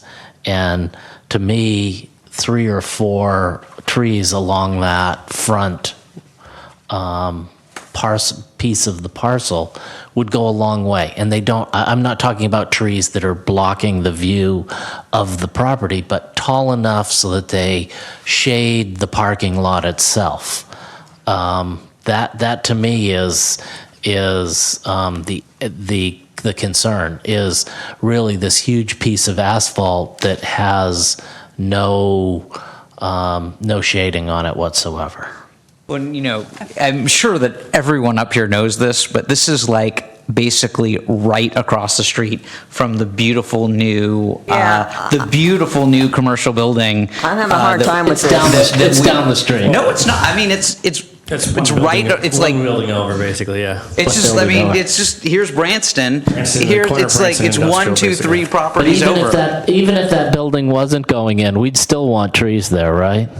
Yeah, and I would note the finding that the proposed use will not be adverse to the public health, safety, or general welfare of the community, nor detrimental to surrounding properties or improvement. I mean, that's a finding for the conditional use permit. So the applicant's agreeable to work on 3 street trees? I think so, just as long as they're not within that easement area. That's good. And I would start off with something that is 10 feet tall, and then, you know, the leaves will be up above that, so you don't We impact. absolutely would have to, because the monument sign, we wouldn't want to block that. Exactly.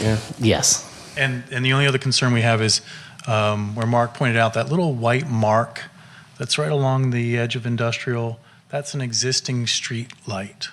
So we just got to work around that as well. Yeah. And we'll coordinate with Public Works. Okay. Lisa, And can you use the same types of trees that are along Industrial Road, so it On the doesn't look? location, it may need to be off the city's approved street tree list, depending on how close it is to the sidewalk. So, Lisa, I'm sorry, and I don't know how to do this to where it's going to be technologically advantageous to anybody else, but can you come show me where the easement currently is, if I'm looking at the right? on the landscape plan is the easier view. Just on the actual Google picture. Maps, like where it currently is. Don't break that, Angela. I know, that's why, I know there's a better way to do this, but. So this existing building, it is on the edge here, and then it comes over whatever it is, 22 feet or 26 feet. Oh, so it's a big easement. Yeah, and it Okay. goes through the benefit for the property owner at the back, which is Black Mountain Property. They didn't know they owned that easement.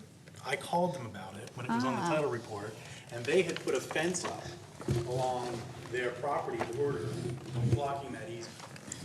We have to plan for the fact that they may wish to use it. One day want it, got it. So with that, you know, we have all those curb cuts along there. You know, I'm with you. I grew up in Auburn. I go backpacking. You know, I love trees just as much as everybody else. It's just trying to figure out how to actually make the project function as it needs to, and still adhere to making it beautiful. I mean, I have no problem with making it beautiful. I'm all for making it. If I could plant, you know, a forest of trees there, I'm for that. It's just you know, there has to be some a reasonable compromise. It does seem reasonable based on what Scott said. You're looking at putting, what, 1, 2, similar to these street trees already on industrial right over here. Yes. Only if you actually go further down in one direction or the other, you'll Can you find go that further most south? of them Further south? are Yeah. taller. I just want and- to see the angle from basically almost Branston. Yeah, okay, so this building is the last building on Branston and Industrial. So it goes, St. Carl's Auto Center is part of this property, correct? Yes. Okay, so basically where this South Bay Marble ends to Melodic Remedy. No, unfortunately, we do not have South Bay Marble. No. Where it ends, the property ends. Can we use something other than pavement, even if it's non-pervious pavers, so things collect in where you have the water collecting in? I mean, decorative paving or some kind of different surface.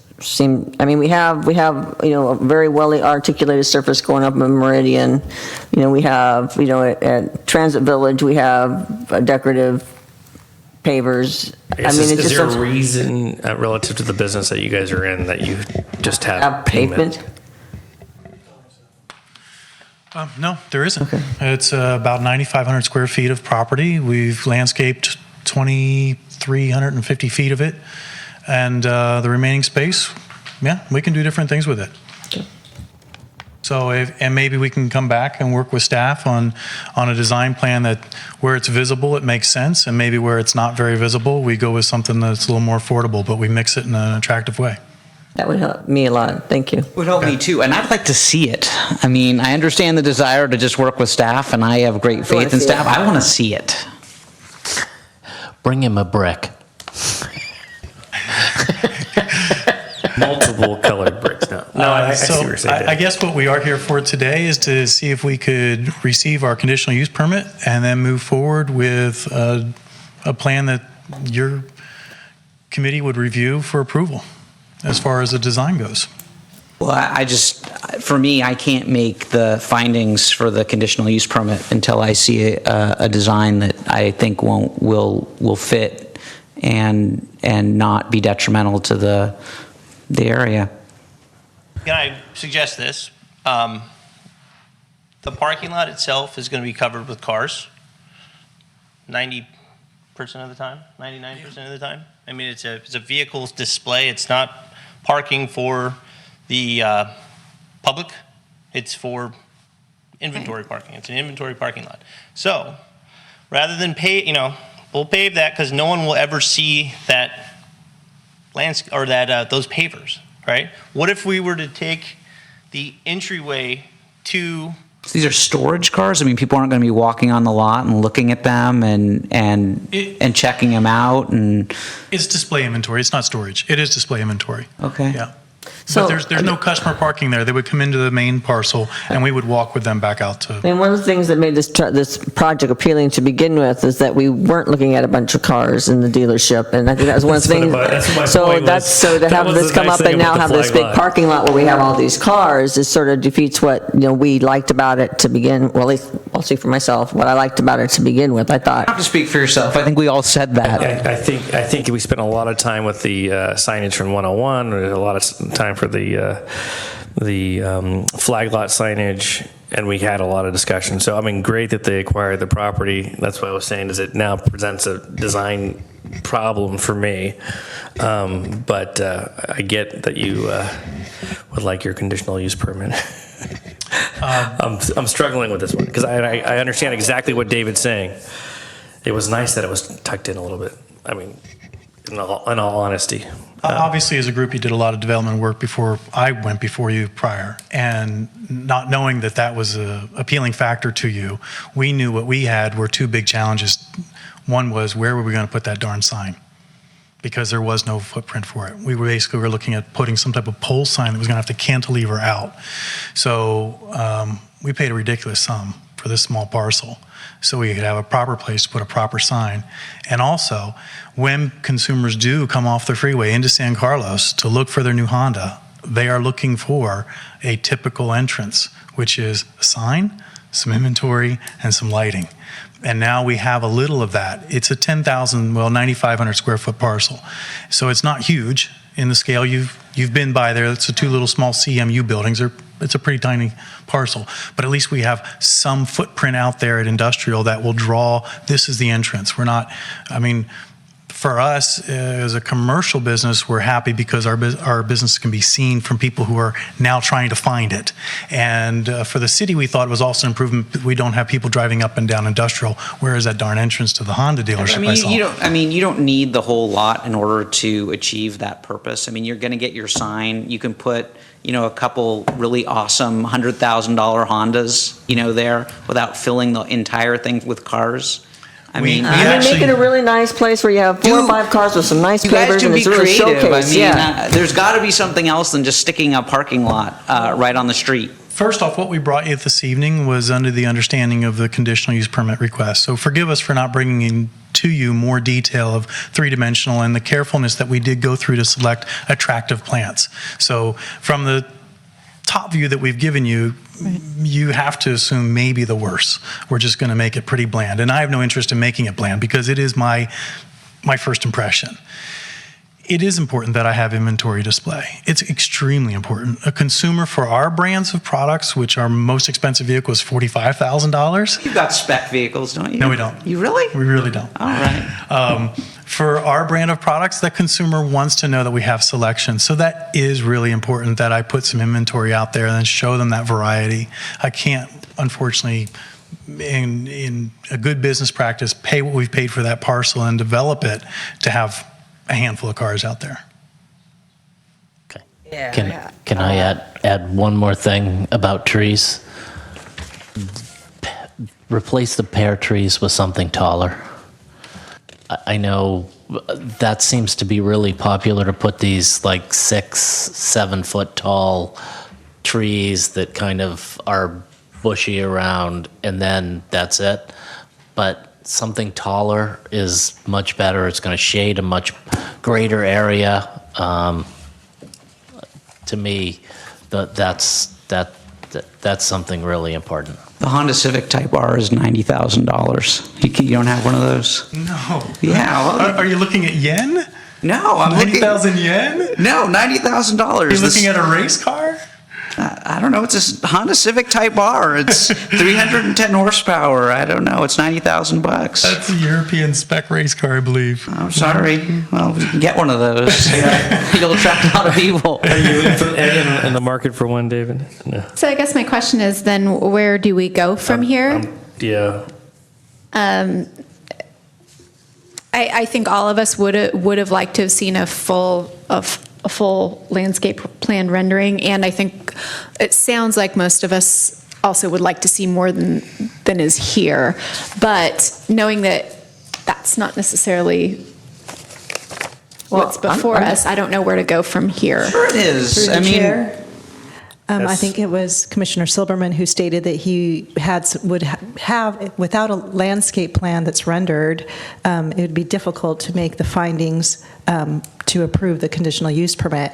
So if the remainder of the commission feels the same, that in order to be able to make the use permit findings, staff could work with the applicant to further render the landscape plan and bring that back as one package for the commission to consider. That sounds good to me. I think that's okay, but I just frankly, I have a bigger problem with the conditional use of it being a parking lot. So that's my biggest objection. I mean, we work really hard to preserve this area and make it a showcase and have a certain aesthetic and I don't think it fits the aesthetic that we're trying to set there. So, whatever we can do to mitigate that. I agree with you, which is why I thought that, maybe if they give us something beautiful and creative, then I'll be able to make the use permit findings. And I would ask them to think about that and see what they can come up with. So do you date certain or date uncertain?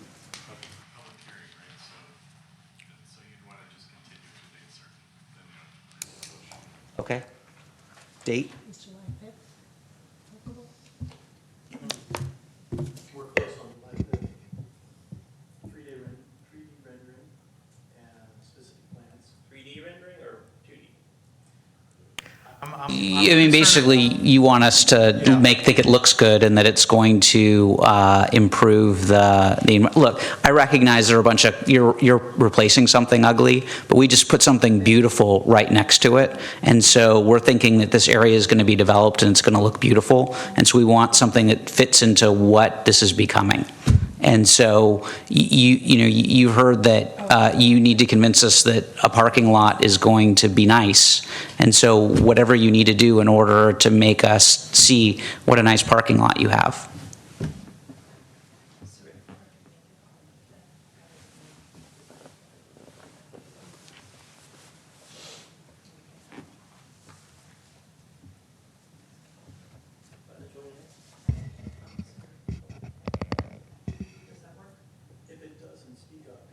Yeah, it's to date certain, so. Landscape architect, I mean, I can't speak for him. We can get back to you tomorrow. We have to continue it either to the 5th or the 19th, or the 5th or the 18th. Give yourself some time. Yeah. Yeah, I appreciate that. And we definitely, you came to us with a good plan to begin with, right? We want to work with you, but do you understand our consternation? You did a great job. I mean, we liked what you did with your project. It's just, yeah. We want to, I guess, continue that without, to minimize the impacts, I think, of what the, great for you, again, open exposure now. I think it's more of a direct site and signage is going to be better, but it creates a bigger problem for us. And we know we can come up with something that is going to work, will work for you guys and work for us as well, so. We're in agreement with that. We really didn't understand what you needed to see for this evening. Yeah. And so we appreciate the opportunity to get it refined and bring it back to you. We want it to be, Of course, it's a to look long-term great risk, as well. absolutely. It truly is. It's our first impression. Of course. Yeah. Great. Yeah, we appreciate that. So I can move to continue this item to July 18th. Second. Any more discussion? Roll call vote, please. Commissioner Harper Pedersen? Yes. Commissioner Marsters? Yes. Commissioner Silverman? Yes. Vice Chair Bergman? Yes. Chair Gutierrez? Yes. Thank you. And No. That was July 18th. It's the 20th. Oh, the 18th. Yeah, it is the 18th. Yeah, that's 18th. Yeah. Yeah, because the 5th is a Tuesday. Move to extend the I was gonna meeting say, for yeah. 5 minutes. Okay. Second. All right, roll call vote on that, please. Commissioner Harper Pedersen? Yes. Commissioner Marsters? Yes. Commissioner Silverman? Yes. Vice Chair Bergman? Yes. Chair Gutierrez? Yes. Okay, thank you. Reports, correspondence, and general information report on recent city council actions. Yes, Commissioners. At our last public hearing with the Planning Commission, staff informed the Planning Commission that the City Council had requested that staff bring forward an urgency ordinance, and at that time, staff did not have a date for the commission. And again, this is an urgency ordinance to address lot sizes, lot widths, and flag lots in particular within the RS6 zoning district. The City Council will take this matter up and consider that urgency ordinance on this coming Monday, June 27th. And it remains to be seen if the commission will continue with the July 11th study session. Is that correct, Al? Yeah, we're not certain. Or we're not certain, so as soon as we get more information on that, we will continue to provide the Planning Commission with updates. Okay, thank you. Planning Commission comments or reports?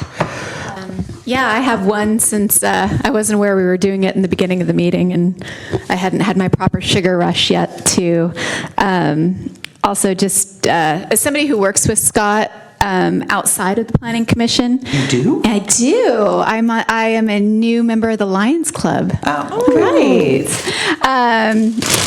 I just wanted to say that Scott truly does, he's just the kind of person who gives more than he gets. He's the kind of person who puts in more effort and doesn't expect anything in return, and you don't always see that. Scott, these last 5 years have been a pleasure working with you on the commission, and I'm very glad that I get to see you outside the commission, and your perspective is going to be sorely missed. Thank you. You're welcome. Yes, Scott, thank you so much for all your years of dedication. I've learned a lot from you. I mean, every meeting, I think I learn one more thing, and I definitely know a lot more about trees than I ever imagined that I would.